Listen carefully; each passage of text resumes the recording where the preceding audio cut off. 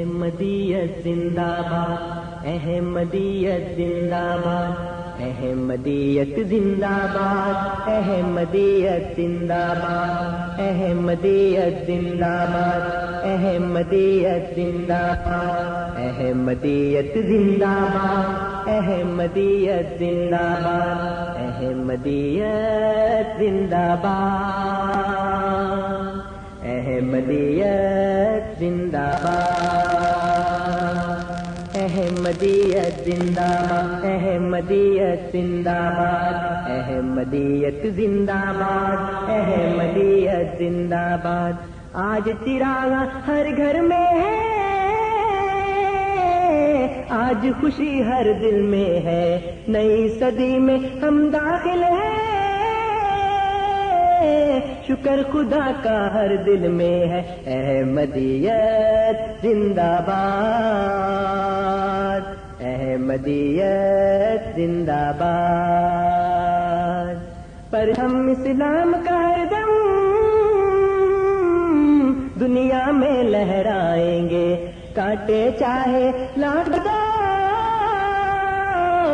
قدم بڑھاتے جائیں گے، احمدیت زندہ باد، احمدیت زندہ باد، احمدیت زندہ باد، احمدیت زندہ باد، احمدیت زندہ باد، احمدیت زندہ باد۔ ایسی قوم بھی ہے دنیا میں جو کلمہ مٹواتی ہے، کلمہ جو لب پر لائے گا جیل سے بھجواتی ہے، احمدیت زندہ باد، احمدیت زندہ باد، احمدیت زندہ باد، احمدیت زندہ باد، احمدیت زندہ باد، احمدیت زندہ باد۔ حق کو اب پہچانو لوگو، اور کہاں ایمان ہے لوگو، قدر جہاں کلمے کی نہ ہو، خاک وہاں اسلام ہے لوگو، آباد، احمدیت زندہ باد، احمدیت زندہ باد۔ اعوذ باللہ من الشیطان الرجیم۔ میں اللہ کی پناہ چاہتا ہوں دھتکارے ہوئے شیطان سے۔ بسم اللہ الرحمن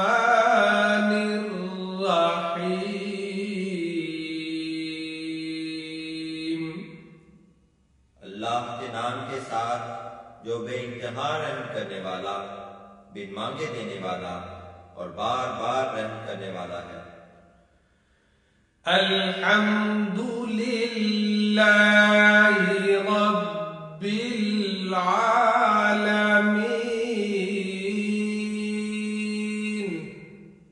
تمام حمد اللہ ہی کے لیے ہے جو تمام جہانوں کا رب ہے۔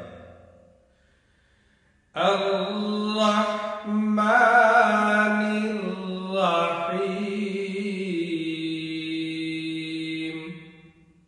بے انتہا رحم کرنے والا، بن مانگے دینے والا اور بار بار رحم کرنے والا ہے۔ مالک یوم الدین۔ جزا سزا کے دن کا مالک ہے۔ ایاک نعبد و ایاک نستعین۔ تیری ہی ہم عبادت کرتے ہیں اور تجھی سے ہم مدد چاہتے ہیں۔ اہدنا الصراط المستقیم۔ ہمیں سیدھے راستہ پر چلا۔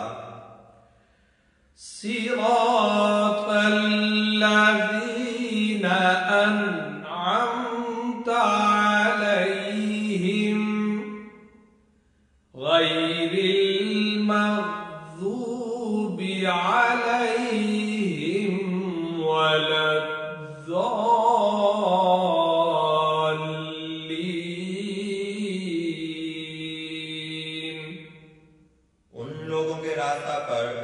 جن پر تو نے انعام کیا، جن پر غضب نہیں کیا گیا اور جو گمراہ نہیں ہوئے۔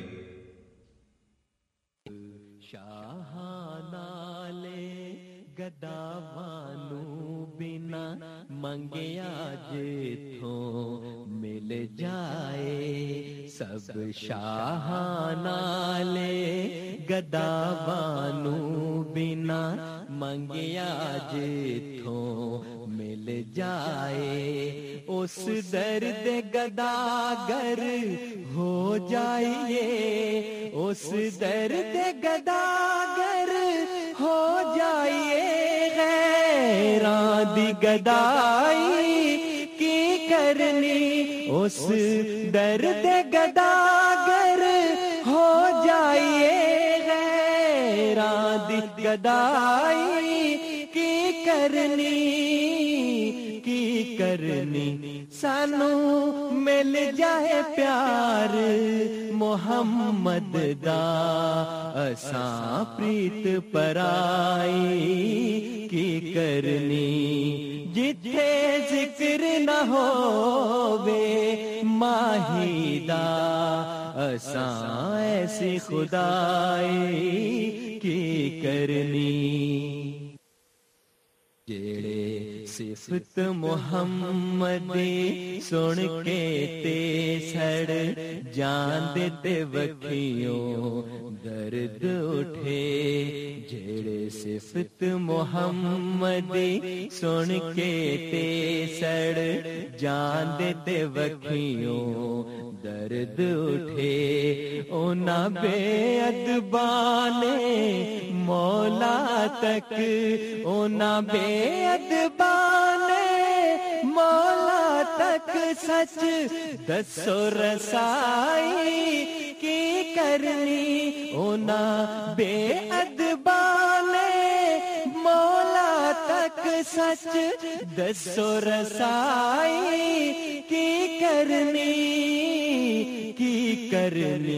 سانو مل جائے پیار محمد دا،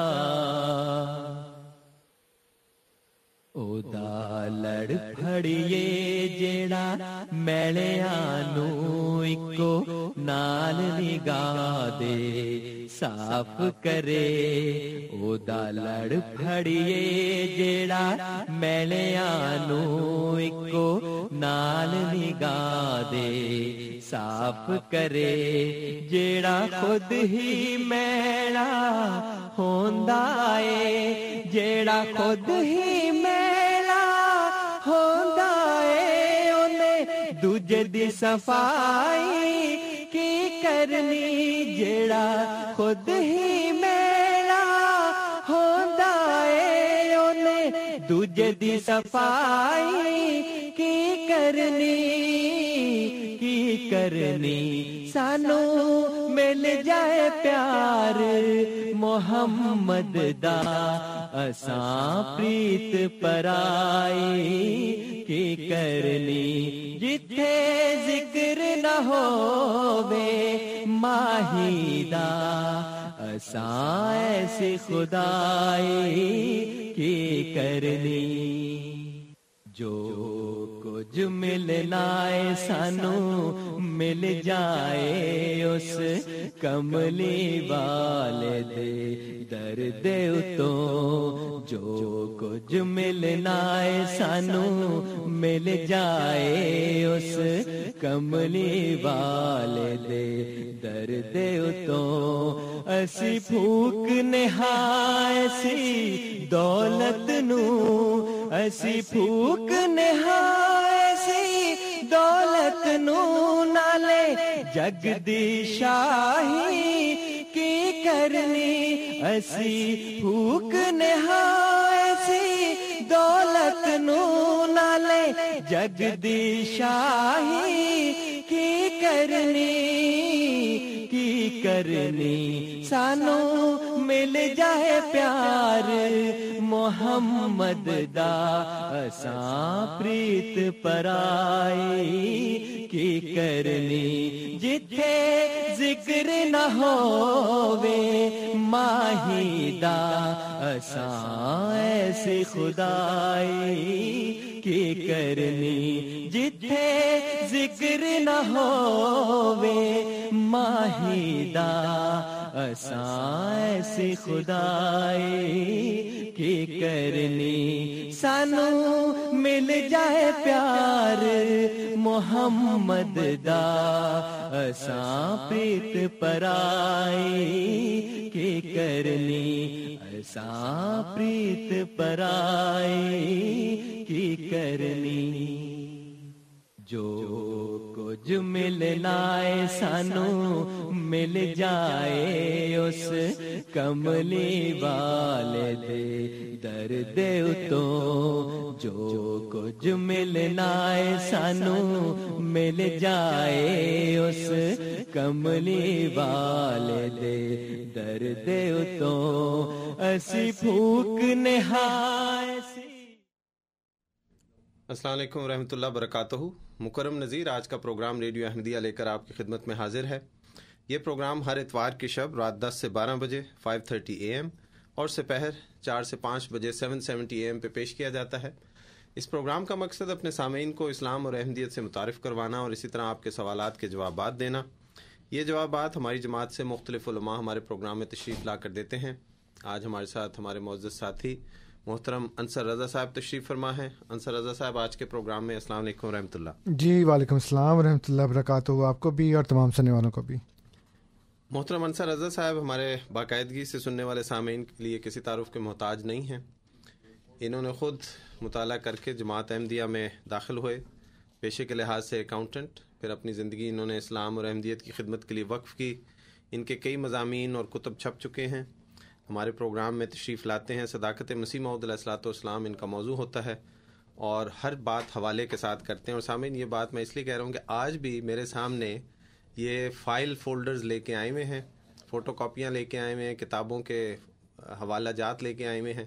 اس لیے جو بات یہ کرتے ہیں یہ حوالے کے ساتھ کرتے ہیں، اور اگر آپ پسند کریں کہ آپ کے بھی کسی سوال کا جواب حوالے کے ساتھ دیا جائے تو آپ کو دعوت ہے کہ ای میل کریں، اور اس ای میل کے نتیجے میں ہم آپ کو انشاءاللہ اس کی اسکین کاپی یا اس کتاب کا حوالہ آپ کو پیش کریں گے۔ یہاں عرض کر دوں کہ اس پروگرام کا مقصد دوستانہ ماحول میں تبادلہ خیالات ہے، نہ کوئی بحث مباحثہ، نہ کسی کی دل آزاری۔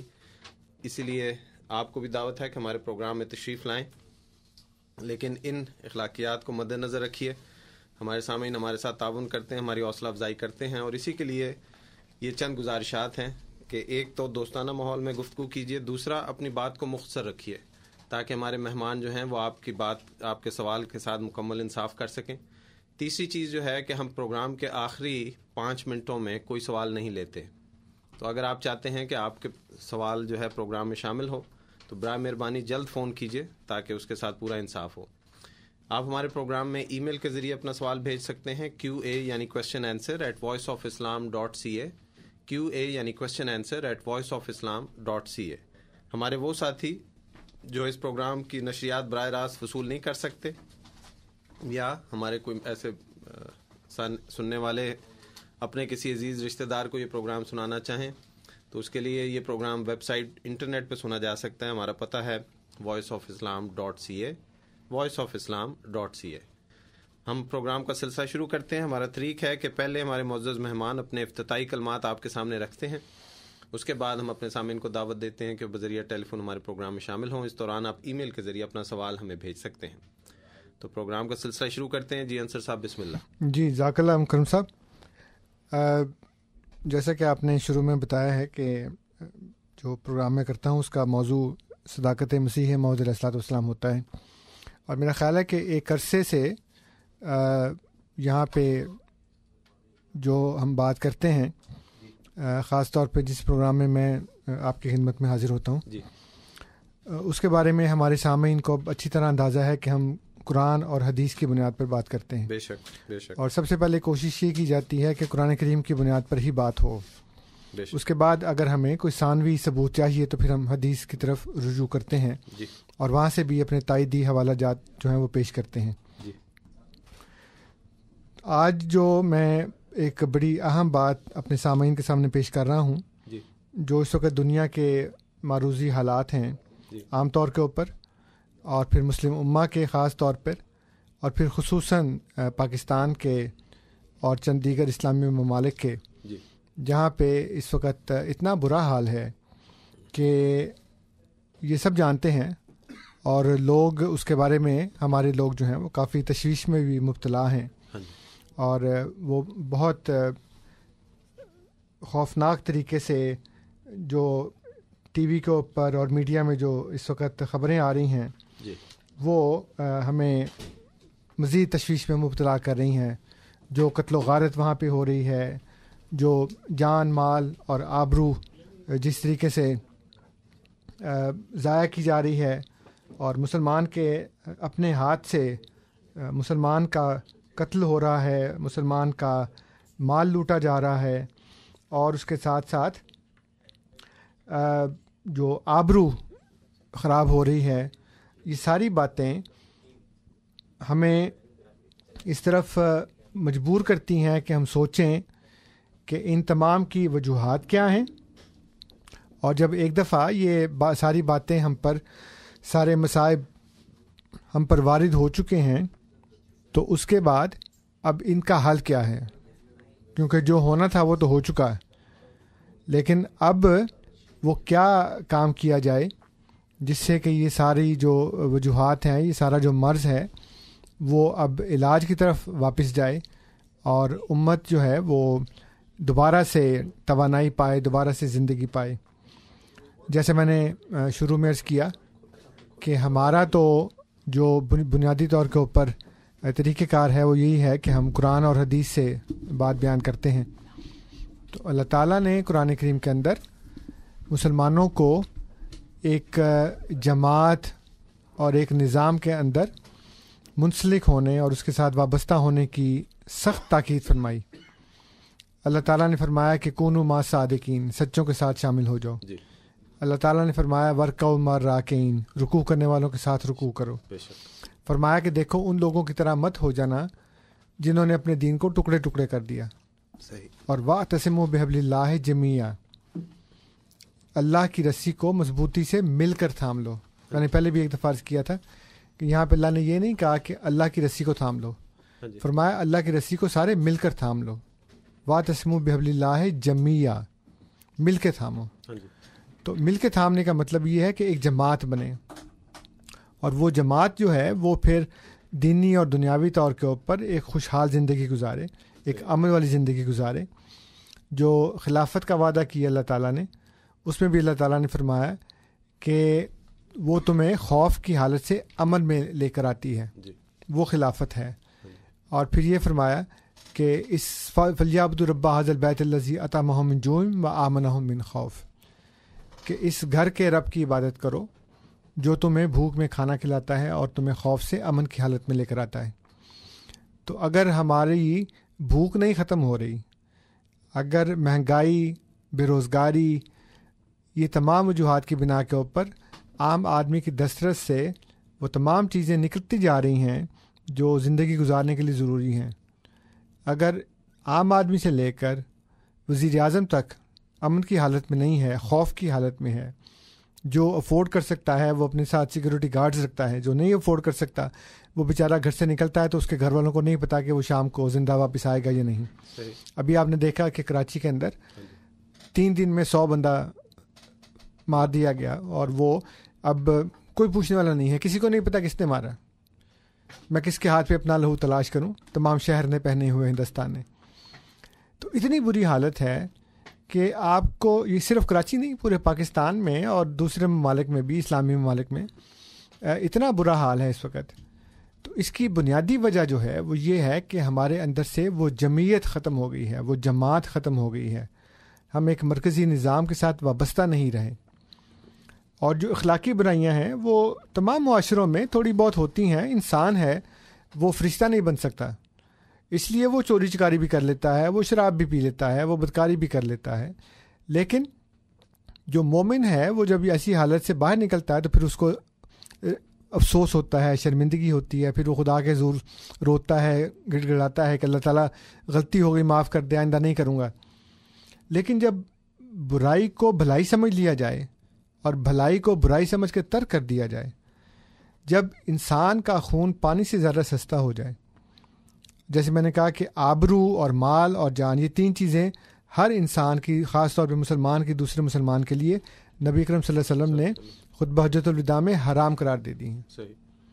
اور فرمایا کہ سباب المسلم فسوق و قتالہ کفر, کہ مسلمان کو گالی دینا فسق ہے اور اس کو قتل کرنا کفر ہے. اور وہاں پہ مسلمان کو مارنے والا یہ ہرگز نہیں سوچتا کہ اس کو مارنے سے میں کافر بن جاؤں گا. اس لیے اس کا بنیادی حل جو ہے وہ جماعت ہے. حضرت صلی اللہ علیہ وسلم نے فرمایا کہ آخری زمانے میں میری امت جو ہے وہ 73 فرقوں میں تقسیم ہوگی, 72 آگ میں ہوں گے اور صرف ایک ٹھیک ہوگا. اس کی 2 روایات ہیں. ایک روایت میں, اب ظاہر ہے کہ صحابہ نے پوچھا قدرتی طور پر کہ یا رسول اللہ وہ کون سا فرقہ ہے جو بچا ہوگا, جو باقی, یہ نہیں کہا کہ جہاں مرنے کے بعد وہ آگ میں جائیں گے. فرمایا کلہم فی النار, یعنی وہ دنیا میں بھی آگ کا مزہ چکھیں گے, لیکن ایک ہوگا وہ ٹھیک ہوگا. تو فرمایا وہ کون ہے؟ کہنے گے کہ ما انا علیہ و اصحابی, وہ لوگ جو اس راستے پر ہوں گے جو میرا اور میرے صحابہ کا راستہ ہے. اور ایک حدیث میں فرمایا کہ جب انہوں نے پوچھا کہ یہ کون سا نجات یافتہ فرقہ ہے, تو فرمایا کہ ہی الجماعت, کہ وہ جماعت ہے. اور جماعت کون سی ہوتی ہے؟ جماعت چند لوگوں کے جمع ہونے کا نام نہیں ہے. جماعت ایک لیڈرشپ, ایک امام کے ماتحت زندگی گزارنے والی جو گروہ ہے, اس کا نام جماعت ہے. یہ نہیں کہ 10,000 بندہ اکٹھا کر لیا تو اپنے کہا یہ جماعت ہے.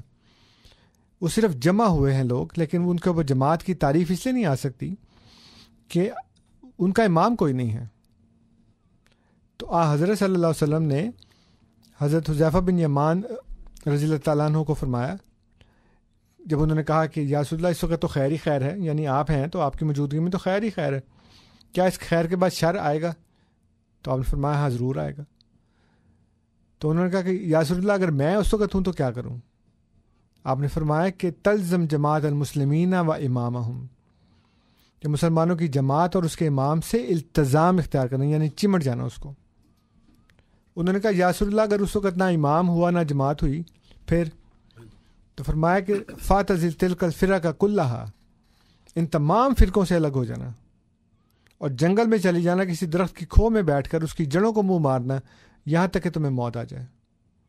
تو یہ اتنی سختی سے حضرت صلی اللہ علیہ وسلم نے جماعت کے ساتھ وابستگی کا حکم دیا ہے. فرمایا ید اللہ علی الجماعت, اللہ کا ہاتھ ہوتا ہے جماعت کے اوپر, اور جس کے اوپر اللہ کا ہاتھ ہو اس سے زیادہ محفوظ کون ہو سکتا ہے؟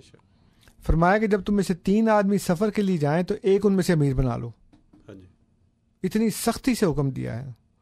اور پھر اتنی متعدد قسم کی روایات ہیں, احادیث ہیں, جس میں جماعت کی اہمیت کو اتنا سختی سے بتایا گیا کہ آپ ایک جماعت میں ہیں اور آپ اپنے امیر سے کچھ ایسی باتیں دیکھتے ہیں جو آپ کو پسند نہیں ہیں, اس کو بہانہ بنا کر آپ جماعت سے نہیں نکل سکتے.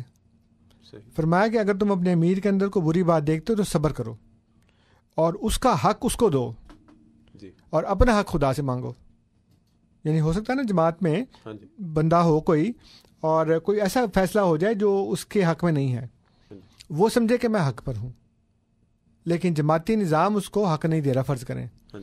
تو اللہ تعالیٰ نے یہ فرمایا کہ تم نے صبر کرنا ہے, تم نے جماعت سے نہیں باہر نکلنا, اپنا حق تم نے خدا سے مانگنا ہے اور جماعت کا حق پورا پورا ادا کرنا ہے. کوئی بہانہ نہیں بنانا کہ چونکہ یہ مجھے میرا حق نہیں دے رہے اس لیے میں بھی آزاد ہوں اطاعت سے. یہ احادیث اگر آپ پڑھیں تو آپ کو پتہ لگے گا کہ فرمایا نبی کریم صلی اللہ علیہ وسلم نے کہ اگر تمہارے اوپر ایک نگٹا حبشی غلام بھی امیر بنا دیا جائے جس کا سر منقے کے دانے کے برابر ہو, تب بھی تم نے اطاعت کرنی ہے. جس نے جماعت سے ایک بھی قدم باہر نکالا اس نے آگ میں قدم ڈال دیا. اس لیے کوئی نفس انسانی کا بہانہ, کوئی دھوکے بازی, یہ انسان کو جماعت کی اطاعت سے باہر نہیں نکال سکتی. اس کو کوئی آزادی نہیں دے سکتی کہ ہاں ٹھیک ہے تم بہت اچھے ہو, تمہارے ساتھ زیادتی ہو گئی ہے اس لیے تم آزاد ہو, جو مرضی چاہے کرو. یہ تو ان لوگوں کے لیے ہے جو جماعت کے اندر ہیں، لیکن جو جماعت سے باہر ہیں ان کے لیے حضرت صلی اللہ علیہ وسلم کا اور اللہ کا یہ حکم ہے اور یہ نصیحت ہے کہ اگر آپ بچنا چاہتے ہیں تو آپ کے پاس سوائے امام کے اور سوائے جماعت کے اور کوئی دوسرا حل نہیں ہے. اس لیے میں ایک دفعہ پھر اپنے تمام مسلمان بھائیوں کو بھی اور دوسرے جو بھائی ہیں جو ابھی مسلمان نہیں ہیں ان کی خدمت میں یہی عرض کروں گا کہ جو اصول ہم دنیاوی طور کے اوپر بھی دیکھتے ہیں کہ جب تک ایک سویلائزڈ سسٹم نہ ہو، جب تک ایک اچھی لیڈرشپ نہ ہو، جب تک رول آف لا نہ ہو، ہماری جان، ہمارے اموال اور ہماری آبرو محفوظ نہیں رہ سکتی. ہم لوگ جو بھارت سے، پاکستان سے، بنگلہ دیش سے، دوسرے ممالک سے یہاں پہ آئے ہیں، کیوں آئے ہیں؟ اس لیے کہ یہاں پہ رول آف لا ہے. یہاں پہ آپ رات کو 2 بجے بھی نکل جائیں، آپ کو کوئی خوف نہیں. اکیلے گاڑی چلا کے جا رہے ہوں، اکا دکا واقعات ہو جاتے ہیں، ہر معاشرے میں ہوتے ہیں، لیکن عمومی طور کے اوپر آپ کی جان، آپ کا مال اور آپ کی آبرو، تینوں چیزیں محفوظ ہیں. تو میں یہ بات ان لوگوں کے لیے کہہ رہا ہوں جو ابھی مسلمان نہیں ہیں، جو یہ کہہ سکتے ہیں کہ ہم کیوں قرآن کو مانیں، ہم کیوں محمد صلی اللہ علیہ وسلم کی بات کو مانیں. ان کو میں یہ بتا رہا ہوں کہ یہ عقلی دلیل ہے کہ جب آپ ایک منظم نظام کے تحت رہتے ہیں تو آپ کی تینوں چیزیں محفوظ ہیں. اسی طرح روحانی طور کے اوپر بھی جب تک آپ ایک منظم نظام کے اندر نہیں آئیں گے تب تک آپ کی روحانیت بھی ترقی نہیں کر سکتی. اگر آپ نے سسٹین کرنا ہے یا ڈیولپ کرنا ہے اپنی اسپریچولیٹی کو، اپنی مورالٹی کو، اور اس خدا کے ساتھ تعلق قائم کرنا ہے جس نے آپ کو پیدا کیا ہے، تو وہ ایک منظم نظام اور ایک امام کی لیڈرشپ کے بغیر آپ کو حاصل ہرگز نہیں ہو سکتا. یہ اللہ تعالیٰ نے ہمارے فزیکل ورلڈ کے اندر یہ جو طبعی نظام ہے اس کے اندر یہ ڈال کر ایٹم سے لے کر سولر سسٹم تک اور پھر اس سے بھی بڑے گلیکسیز تک اللہ تعالیٰ نے بتا دیا کہ جب تک مرکز نہ ہو. اب دیکھیں نا، ایٹم کے اندر ایک نیوکلیس ہے، الیکٹران اس کے ارد گرد چکر لگاتے ہیں. اگر وہ کام خراب ہو جائے تو کتنی تباہی ہوتی ہے، ایٹم بم بن جاتا ہے. تو اللہ تعالیٰ نے یہ بتایا کہ دیکھو جب تک اس کے اندر رہو گے، سسٹم کے اندر، نہ صرف یہ کہ تمہاری سسٹیننس رہے گی بلکہ تم ترقی بھی کر سکو گے. لیکن اگر وہ نہیں ہے تو پھر آپ دیکھ لیں کہ جن ملکوں میں نہیں ہے وہاں کتنا کیوس ہے، وہاں کتنے ہنگامے ہیں، کوئی کسی کو پوچھنے والا نہیں ہے، کوئی قانون کے اوپر پابندی نہیں کرتا، کوئی کسی چیز کو خاطر میں نہیں لاتا. اسی لیے ہم کہتے ہیں جی کہ اب جب میں نے امیگریشن کی تھی تو مجھ سے امیگریشن افسر نے پوچھا کہ تم کیوں جا رہے ہو کینیڈا. میں کہا of course for better life. اور بیٹر لائف کیا ہے؟ یہاں پہ درختوں پہ نوٹ نہیں لگے ہوئے، یہاں بھی کمائی کرنی پڑتی ہے، یہاں بھی محنت کرنی پڑتی ہے، بلکہ پاکستان سے، ہندوستان سے زیادہ محنت کرنی پڑتی ہے آپ کو. لیکن مسئلہ یہ ہے کہ یہاں پہ وہ ایک منظم نظام موجود ہے جہاں پہ رول آف لا موجود ہے، جس کے تحت ہم یہ سکھ کا سانس لیتے ہیں کہ چلیں تھوڑا کھا لیں لیکن کم از کم اطمینان تو ہے نا ہمیں. اسی طرح روحانی زندگی میں بھی آپ کو یہ اطمینان حاصل نہیں ہو سکتا جب تک آپ ایک نظام اور ایک جماعت کے اندر نہ آئیں. اس لیے خاص طور پر اپنے مسلمان بھائیوں کو ایک دفعہ پھر میں اس بات کی طرف توجہ دلاؤں گا کہ آپ اسلام کی ان تعلیمات کو، قرآن کریم کو اور احادیث کو غور سے پڑھیں اور دیکھیں. اگر کسی کو حوالوں کی ضرورت ہو تو مجھ سے رابطہ کر سکتے ہیں، میں ان کو وہ تمام حوالے دے دوں گا. آپ ڈاکٹر اسرار احمد صاحب کی ویب سائٹ پہ جا کے دیکھ لیں، آپ کسی دوسری مذہبی تنظیم کی ویب سائٹ پہ جا کے دیکھ لیں، وہ آپ کو یہی بات بتائیں گے کہ جماعت اور امام کے بغیر آپ کی فلاح ناممکن ہے. لیکن مسئلہ یہ ہے کہ وہ سمجھتے ہیں کہ ہم خود امام بن جائیں. یہ تو امام اللہ تعالیٰ نے نازل کرنا ہے اور اس کا یہ وعدہ ہے کہ جب ایسی صورتحال ہوتی تو میں اپنی طرف سے ایک بندہ نازل کرتا ہوں. اس لیے یہ باتیں جو ہیں یہ غور کرنے والی ہیں. میں آپ کو، بلکہ جماعت احمدیہ کا جو بھی بندہ یہاں بیٹھا ہوتا ہے وہ آپ کو قرآن اور حدیث کی طرف دعوت دے رہا ہے. ہم نے کوئی نیا مذہب نہیں بنایا، ہم نے کوئی نیا اور پیغام نہیں ہے ہمارے پاس. وہی پیغام ہے جو محمد صلی اللہ علیہ وسلم لے کر آئے تھے اور اسی پیغام کو ہم آپ کو دوبارہ اس وقت یاد دہانی کروا رہے ہیں. جزاک اللہ. آپ سن رہے ہیں پروگرام ریڈیو احمدیہ جو آج آپ کی خدمت میں آج کیا ہر شام کو 10 سے 12 بجے 5:30 AM اور سپہر 4 سے 5 بجے. میری تصحیح ہو رہی ہے. قیوم صاحب آپ وقت پہ آیا کریں نا تو یہ نہ ہوا کریں. قیوم صاحب ابھی تشریف لائے ہیں کمرے اور وہ کہہ رہے ہیں کہ ہر اتوار کو، ہر شام کو نہیں، ہر شام کو نہیں، اتوار کی شام کو رات 10 سے 12 بجے اور سپہر اتوار کو ہی 4 سے 5 بجے 7:70 AM پہ پیش کیا جاتا ہے. آج ہمارے ساتھ پروگرام میں محترم انصر رضا صاحب تشریف فرما ہے.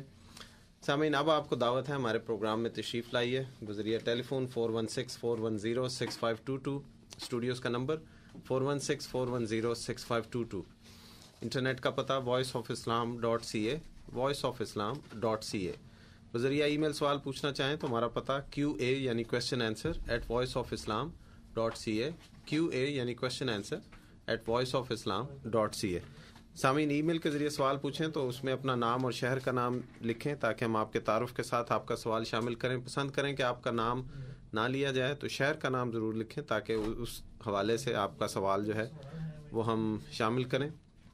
اسی طرح جو ہمارے ساتھی ٹیلی فون کے ذریعے پروگرام میں تشریف لاتے ہیں ان سے گزارش کہ مختصر اپنا سوال رکھیں تاکہ زیادہ سے زیادہ سامعین کو ہم پروگرام میں شامل کر سکیں. اور آخری گزارش یہ ہے کہ جو ہمارا پروگرام کا طریق ہے کہ ہم آخری چند منٹوں میں کال نہیں لیتے, تو اگر آپ کوئی سوال کرنا چاہتے ہیں تو آپ کو دعوت ہے کہ جلد فون کیجیے تاکہ اس کے ساتھ بعض دفعہ ہمارے ساتھی بالکل آخری وقت پہ فون کرتے ہیں اور ان کو پھر مجبوراً بالکل وہ ہوائی سا جواب دینا پڑتا ہے کیونکہ ان کو ہم شامل بھی کرنا چاہتے ہیں. تو اس لیے گزارش ہے مؤدبانہ کہ آپ اگر پروگرام میں شامل ہونا چاہیں, سوال پوچھنا چاہیں تو جلد فون کیجیے. ویسے تو سارے جواب ہوائی ہوتے ہیں کیونکہ ہوا پہ جاتے ہیں. ہاں جی لیکن گزارش یہ ہے کہ آپ وقت پہ فون کیجیے تاکہ آپ کو ہم پروگرام میں شامل کریں. جی ہمارے پروگرام کے پہلے ساتھی آج میرے ہم نام مکرم صاحب السلام علیکم. السلام علیکم, خیریت سے آپ؟ جی بالکل ٹھیک جی الحمدللہ. ابھی میں ان کا نام تو نہیں معلوم مجھے. وہ بتا رہے تھے کہ ڈاکٹر اسرار کے بارے میں بتا رہے تھے کہ ڈاکٹر اسرار صاحب کے ویب سائٹ کے اوپر آپ ڈیٹیلز معلوم کر سکتے ہو. جی جی. So first thing is he didn't indicate any Dr. Israr's website address. اچھا جی. معلوم نہیں پہلی چیز. دوسری چیز یہ پوچھنا چاہ رہا تھا کہ ڈاکٹر اسرار کے بارے میں تھوڑے دن پہلے پڑھا بھی تھا, سنا بھی تھا اور ویڈیو بھی دیکھا تھا. انہوں نے تو حضرت علی کے خلاف کچھ غلط حدیث بتا دی تھی جی, تو انہوں نے اپولوجی بھی کی تھی. جی جی. تو انہوں نے بتایا تھا, شاید صاحب اویئر ہوں گے اس بات سے, انہوں نے کہا تھا کہ حضرت علی ایک دعوت میں گئے جو کہ شراب پی لیے غلطی سے پی کے انہوں نے نماز میں غلطی کر دی. جی. تو وہ چیز کو کوئی کسی دنیا بھر میں کسی نے نہیں مانا, ان کے خلاف پروٹیسٹ ہوا, وہ ہوا جو بھی ہوا. جی آپ سوال وہ کیجئے جو ہمارے پروگرام سے متعلق. ڈاکٹر اسرار صاحب نے اپنی ویب سائٹ پہ کیا لکھا ہے اس پہ ہمارا تبصرہ نہیں ہے. اچھا جی. تو میرا وہی سوال تھا کہ اگر کوئی انسان اگر ایسی غلطی کر سکتا ہے تو ان کی ویب سائٹ کے اوپر ہم جا کے ڈیٹیلز کیسے معلوم کر سکتے ہیں, کیونکہ ہو سکتا ہے کہ ان کی اور بھی غلطیاں ہو اس کے اوپر, معلوم نہیں.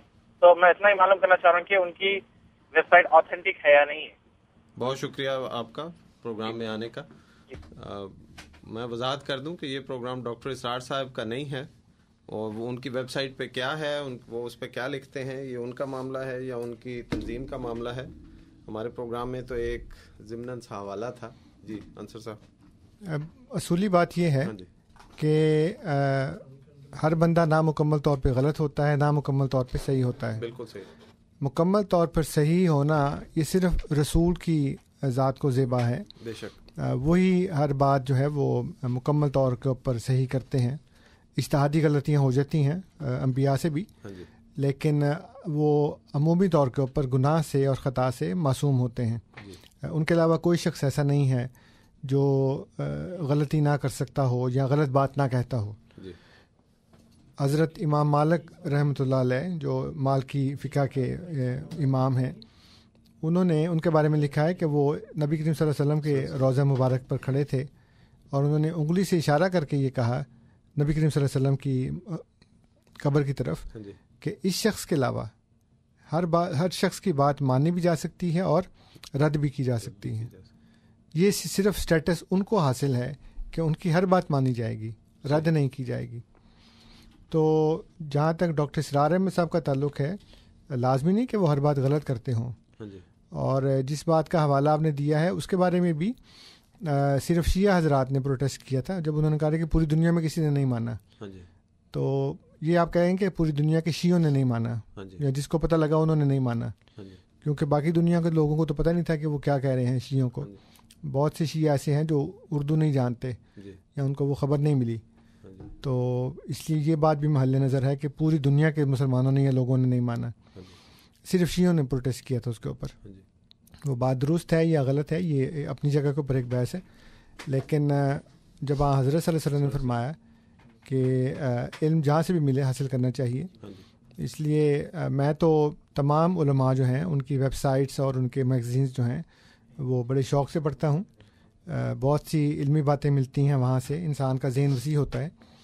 اس لیے آپ ضرور ویب سائٹ پہ جائیں, tanzeem.org ان کی ویب سائٹ ہے, تو اس میں آپ کو اس لحاظ سے پتہ لگے گا کہ جماعتی جو ایک نظام ہے اور جماعت کی جو اہمیت ہے اس کو کس طرح سے وہ بیان کرتے ہیں. صرف وہی نہیں, اور بھی جو علماء ہیں وہ اپنی اپنی ویب سائٹس کے اوپر جماعت اور امام کی اہمیت کو پوری طرح بیان کرتے ہیں. میں نے اس لیے یہ بتایا ہے کہ یہ بات صرف جماعت احمدیہ بیان نہیں کری, بلکہ اسلام کا بنیادی عقیدہ ہے جی کہ آپ کو جماعت کے ساتھ شامل ہونا چاہیے, امام کی اطاعت میں شامل ہونا چاہیے.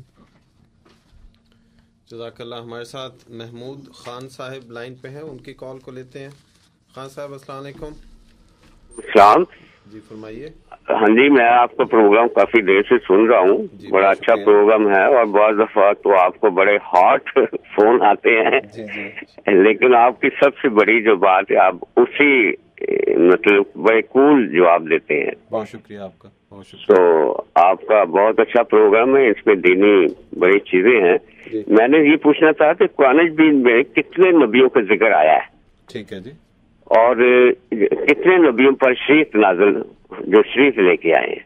جی ٹھیک ہے, بس یہ میرے سوال ہے. جی ٹھیک ہے, بہت شکریہ. خان صاحب کا سوال ہے کہ قرآن کریم میں کتنے نبی. اس سے پہلے خان صاحب آپ کا شکریہ, آپ نے ہماری حوصلہ افزائی کی. ہمارا مقصد جیسے کہتے ہیں کہ دوستانہ ماحول میں تبادلہ خیالات ہے, وہی ہے. جیسے دو بھائی آپس میں بات چیت کرتے ہیں تو ان میں سے وہ تبادلہ خیالات میں بعض دفعہ ممکن ہے ایک زیادتی بھی کرے تو دوسرے کو صبر کرنا چاہیے, یہی ہم کرتے ہیں. آپ کا شکریہ, آپ نے ہماری حوصلہ افزائی فرمائی. آپ کے سوال کا جواب انصر صاحب دیتے ہیں. قرآن کریم میں کتنے نبی اور کتنے شرعی نبی؟ قرآن کریم میں 25 یا 26 انبیاء کا نام آیا ہے, اور اللہ تعالیٰ نے فرمایا ہے کہ بہت کچھ ایسے ہیں جن کا میں نے آپ کو ذکر کیا ہے, ان کا قصہ بیان کیا ہے, اور بہت سے ایسے ہیں جن کا ذکر نہیں کیا. اور یہ بھی قرآن کریم میں تصریح کے ساتھ نہیں ہے کہ کتنے انبیاء کے اوپر شریعت نازل ہوئی اور کتنوں کے اوپر نہیں نازل ہوئی. اس لیے خاص طور کے اوپر یعنی کہ مقررہ طور کے اوپر تو میں اس کا آپ کو جواب نہیں دے سکتا کہ کتنے انبیاء کے اوپر شریعت نازل ہوئی, کیونکہ بہت سے ایسے بھی ہوں گے جن کا ذکر اللہ تعالیٰ نے نہیں کیا, اور ہو سکتا ہے ان کے اوپر شریعت نازل ہوئی ہو. جہاں تک قرآن کریم میں جن کا ذکر کیا گیا ہے ان انبیاء میں اللہ تعالیٰ نے جو 5 اولو العزم رسولوں کا ذکر کیا ہے, اس میں حضرت نوح علیہ السلام ہیں, حضرت ابراہیم علیہ السلام ہیں, حضرت موسیٰ علیہ السلام, حضرت عیسیٰ علیہ السلام, اور نبی اکرم محمد صلی اللہ علیہ وسلم. ان میں سے بھی حضرت نوح علیہ السلام کو شریعت ملی ہے. حضرت ابراہیم علیہ السلام ان کی شریعت کے پیروکار تھے, جیسے اللہ تعالیٰ نے فرمایا حضرت نوح علیہ السلام کا ذکر کرنے کے بعد کہ وَإِنَّ مِن شِيَعَتِهِ لَإِبْرَاهِيمَ, یعنی کہ ابراہیم جو ہیں وہ ان کے شیعہ تھے, یعنی کہ ان کے پیروکار تھے, ان کی جماعت میں سے تھے. اور پھر اس کے بعد حضرت موسیٰ علیہ السلام کو شریعت دی گئی, اور حضرت عیسیٰ علیہ السلام بھی انہی کی شریعت کے پیروکار تھے, ان کو نئی شریعت نہیں دی. بعض لوگ سمجھتے ہیں کہ انجیل شریعت کی کتاب ہے, لیکن شریعت کی کتاب نہیں ہے, کیونکہ اگر شریعت کی کتاب ہوتی تو پھر ان کی زندگی میں لکھی جاتی. لیکن یہ بات تاریخی طور کے اوپر پایہ ثبوت کو پہنچ چکی ہے کہ حضرت عیسیٰ علیہ السلام کا کوئی بھی قول یا آپ کی کوئی بھی بات آپ کی زندگی میں لکھی نہیں گئی. اور جو اس وقت ہمارے پاس اناجیل کے نام سے جو 4 کتابیں ہیں وہ آپ کے واقعہ اسلیب کے کم از کم 40 یا 50 سال کے بعد لکھی جانی شروع ہوئیں. اس لیے ایک شریعت حضرت نوح علیہ السلام کی ہے, ایک شریعت حضرت موسیٰ علیہ السلام کی, اور ایک جو سب سے آخری شریعت ہے یعنی کہ قرآن کریم وہ نبی اکرم صلی اللہ علیہ وسلم پر نازل ہوئی. اس لیے معین طور کے اوپر نہیں بتا سکتے کہ کتنے نبیوں پر شریعت نازل ہوئی. ہو سکتا ہے بہت پہ ہوئی ہو, لیکن ان کا نام نہیں ہے قرآن کریم کے اندر. ویسے عام طور پہ مشہور ہے نا کہ وہ آسمانوں اتری ہیں 4 کتابیں, تو 4 کتابیں وہ تورات, زبور, انجیل اور قرآن کہتے ہیں, لیکن نہ تو زبور شریعت کی کتاب ہے اور نہ انجیل. جزاک اللہ. آپ سن رہے ہیں پروگرام ریڈیو احمدیہ جو آپ کی خدمت میں اتوار کی شب رات 10 سے 12 بجے 5:30 AM اور سپہر 4 سے 5 بجے 7:70 AM پہ پیش کیا جاتا ہے۔ محترم انصر رضا صاحب آج ہمارے پروگرام میں تشریف فرما آپ کے سوالات کے جوابات لے کے۔ انصر صاحب، ایک سوال ہماری ایک بہن نے لکھوایا ہے، زاہدہ صاحبہ نام ہے ان کا۔ وہ فرماتی ہیں کہ جو لوگ حضرت عیسیٰ کا انتظار کر رہے ہیں، جب یہ لوگ حضرت عیسیٰ کو آتے دیکھیں گے تو کیا یہ اچھے کام کرنا شروع کر دیں گے، ایک دوسرے کو مارنا چھوڑ دیں گے، نمازیں پڑھنا شروع کر دیں گے؟ حضرت عیسیٰ کے آنے کے حوالے سے ان کا سوال ہے کہ کیا ہوگا۔ دنیا میں سب سے جو عظیم الشان نبی آئے ہیں، جی، جن سے زیادہ عظمت والا اور کوئی نہیں آ سکتا، جی، وہ حضرت محمد صلی اللہ علیہ وسلم ہے۔ جب ان کے آنے پہ لوگوں نے ان کو دیکھ کے یہ کام نہیں کیے، جی، تو پھر حضرت عیسیٰ علیہ السلام کے آنے پہ کیسے کر سکتے ہیں؟ صحیح۔ جو خدا کی سنت ہے وہ تو یہی ہے کہ جب بھی لوگ نبی کو دیکھتے ہیں تو سب سے پہلے انکار کرتے ہیں۔ صحیح۔ اس کی سچائی اور اس کی صداقت اور اس کے کردار کی پاکیزگی کے اوپر شہادت دینے کے باوجود اس کا انکار کر دیتے ہیں۔ اس لیے یہ سنت جو ہے اللہ تعالیٰ کی، جو سارے انبیاء کے ساتھ اور سب سے بڑھ کر حضرت محمد صلی اللہ علیہ وآلہ وسلم کے ساتھ ہوئی، وہ حضرت عیسیٰ علیہ السلام کے متعلق کیسے بدل سکتی ہے؟ یہ تو نہ سمجھنے والی بات ہے۔ ٹھیک ہے جی، اگلا سوال ہم لیتے ہیں بھٹی صاحب کا جو لائن پہ ہیں، اور ہمارے پاس 2 سوال ای میل کے ذریعے بھی آئے ہوئے ہیں۔ پہلے بھٹی صاحب کا سوال۔ بھٹی صاحب السلام علیکم۔ وعلیکم السلام ورحمۃ اللہ۔ جی فرمائیے۔ اپنا نبی کریم صلی اللہ علیہ وسلم کی فضیلت مطلب قرآن مجید میں بہت ہے جی، لیکن جب ہم درود شریف پڑھتے ہیں تو اس میں ہم کہتے ہیں کہ نبی کریم صلی اللہ علیہ وسلم پہ ویسی برکتیں اور فضل نازل کا جیسے اب ابراہیم علیہ السلام پہ ہیں۔ جی جی، تو مطلب کہ ابراہیم علیہ السلام کو کیوں فضیلت درود شریف میں کیوں ہم؟ ٹھیک ہے، بہت شکریہ بھٹی صاحب، آپ کے سوال کا بڑا اچھا سوال ہے۔ جی جی صاحب، ہم یہ نہیں کہتے کہ جو برکتیں حضرت ابراہیم علیہ السلام کو دی ہیں وہی حضرت صلی اللہ علیہ وسلم کو دی۔ ہم یہ کہتے ہیں کہ جیسے حضرت ابراہیم علیہ السلام کو برکت دی ہے ویسے محمد صلی اللہ علیہ وسلم کو بھی دو۔ تو اس میں سملیرٹی برکت دینے میں ہے، برکتوں میں نہیں ہے۔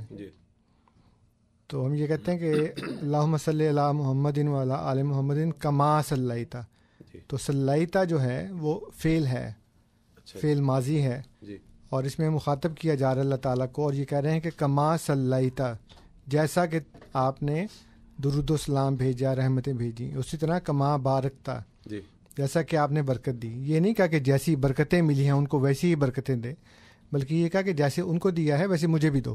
صحیح۔ تو اب جو دوسرے کو دی جاتی تو وہ زیادہ بھی ہو سکتی ہیں، اور اللہ تعالیٰ نے قرآن کریم کے اندر یہ مثال بیان فرمائی ہے کہ جو یہود و نصارہ کی مثال ہے وہ یہ ہے کہ جیسے ایک بندہ صبح سے لے کر دوپہر تک کام کرے، پھر اس کو کچھ معاوضہ ملے، پھر دوپہر سے عصر تک کام کرے، پھر اس کو معاوضہ ملے، لیکن جو عصر سے مغرب تک کام کرے گا اس کو اللہ تعالیٰ سب سے زیادہ معاوضہ دے گا۔ تو جو صبح کو اور دوپہر کو کام کرنے والے تھے وہ کہیں گے یہ کیا بات ہے، ہمیں کیوں کم ملا ہے، اور اس نے تھوڑا کام کیا ہے، یہ عصر سے مغرب تک کم ٹائم ہے نا، فجر سے ظہر تک زیادہ ہے، پھر ظہر سے عصر تک زیادہ ہے، لیکن عصر سے مغرب تک تو تھوڑا سا ٹائم ہے۔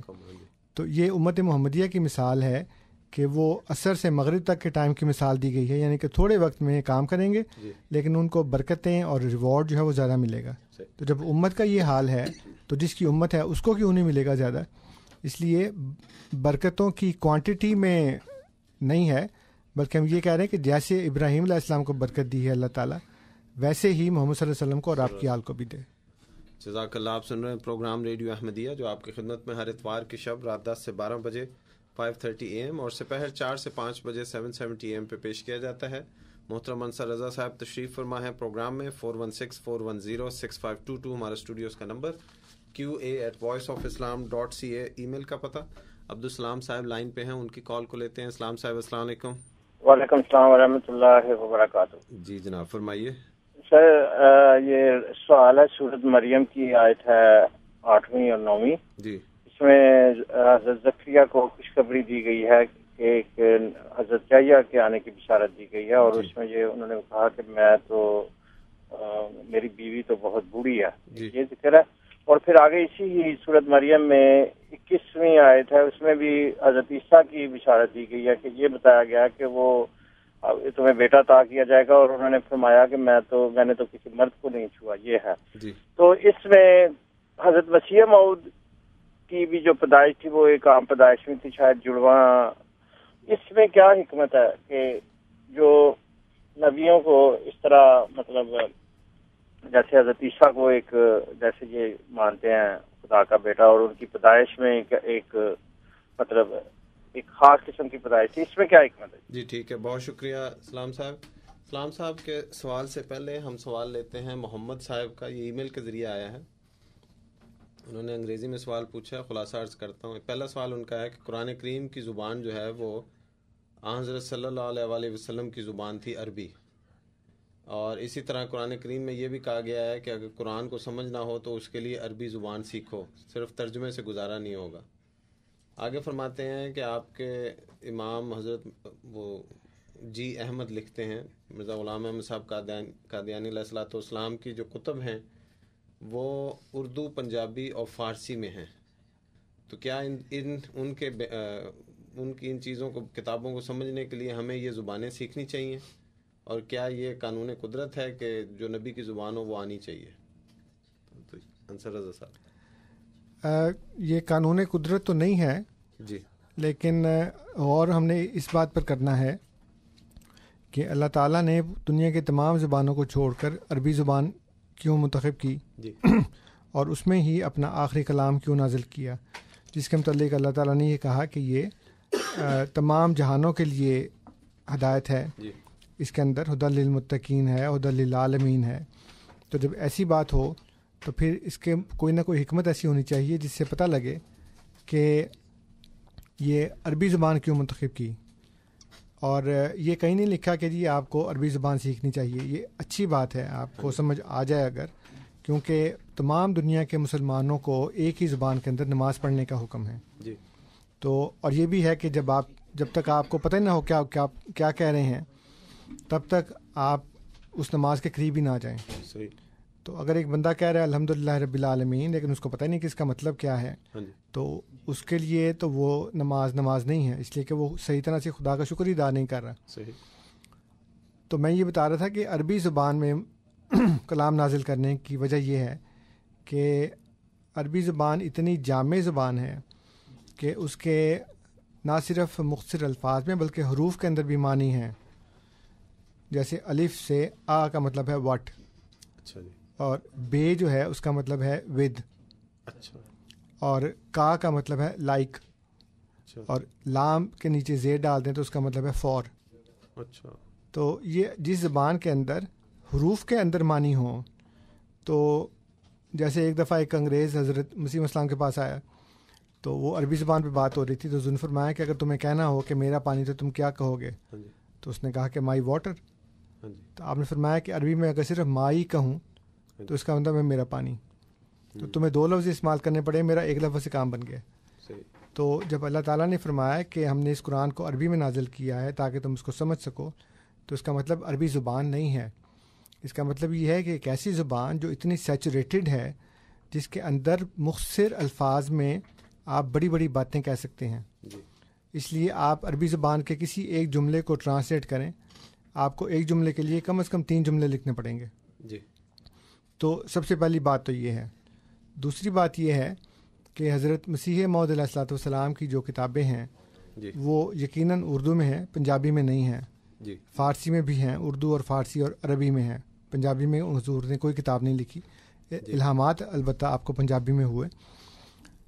اس کو سمجھنے کے لیے اچھی بات تو یہ ہے کہ آپ زبان سمجھ لیں, لیکن اب ان کی ٹرانسلیشنز بھی ہو رہی ہیں اور بہت سی کتابوں کی ٹرانسلیشن ہو چکی ہے, بہت سی کی ہو رہی ہے اس وقت. اور alislam.org کے اوپر ان تمام کتابوں کی ٹرانسلیشن جو ہے وہ اویلیبل ہے. اس لیے ایک چیز ہوتی ہے پرفیکشن. تو اگر آپ اپنے آپ کو پرفیکٹ کرنا چاہتے ہیں اور آپ اس زبان میں جو بھی باتیں بیان کی گئی ہیں, جو محاورے بیان کیے گئے ہیں, ان کو اسی طرح سمجھنا چاہتے ہیں, تو پھر آپ زبان سیکھ لیں. ورنہ گزارا ہوتا ہے لوگوں کا ٹرانسلیشن کے ساتھ بھی.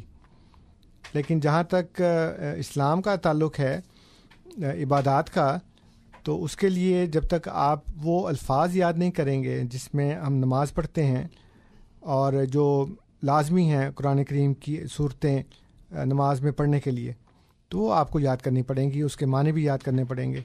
یہ ایک ایسا اسلام کا پہلو ہے جو اس کو بین الاقوامیت دیتا ہے. میں نے دیکھا عیسائیوں میں ایک جگہ اردو میں سروس ہے تو ایک جگہ انگریزی میں سروس ہے یا چائنیز زبان میں سروس ہے، تو کوئی ایک مشترکہ ایسی چیز نہیں ہے جو آپ کو متحد کر سکے. لیکن ایک مسلمان اگر افریقہ میں ہے یا چین میں ہے یا جاپان میں ہے یا یورپ میں ہے یا امریکہ میں ہے یا ایشیا میں ہے، وہ جب اذان دے گا تو وہی اللہ اکبر کہے گا. صحیح. اور تمام لوگوں کو پتہ لگے گا کہ یہ مسلمانوں کی اذان ہے.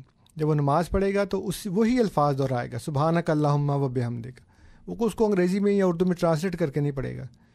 تو یہ اسلام نے جو مسلمانوں کو ایک امت واحدہ بنانے کا جو کانسیپٹ پیش کیا ہے، وہ ان چھوٹی چھوٹی چیزوں سے مل کر بنتا ہے.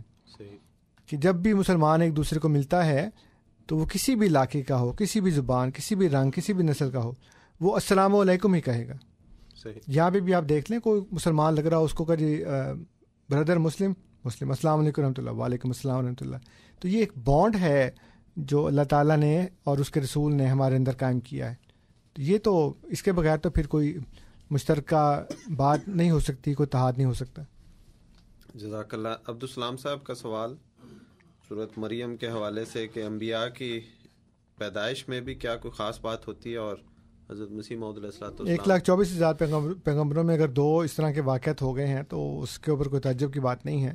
اللہ تعالیٰ اپنے انبیاء کے ساتھ نشانی بتانے کے لیے، اپنا نشان ظاہر کرنے کے لیے کوئی نہ کوئی بات بیان کرتا ہے.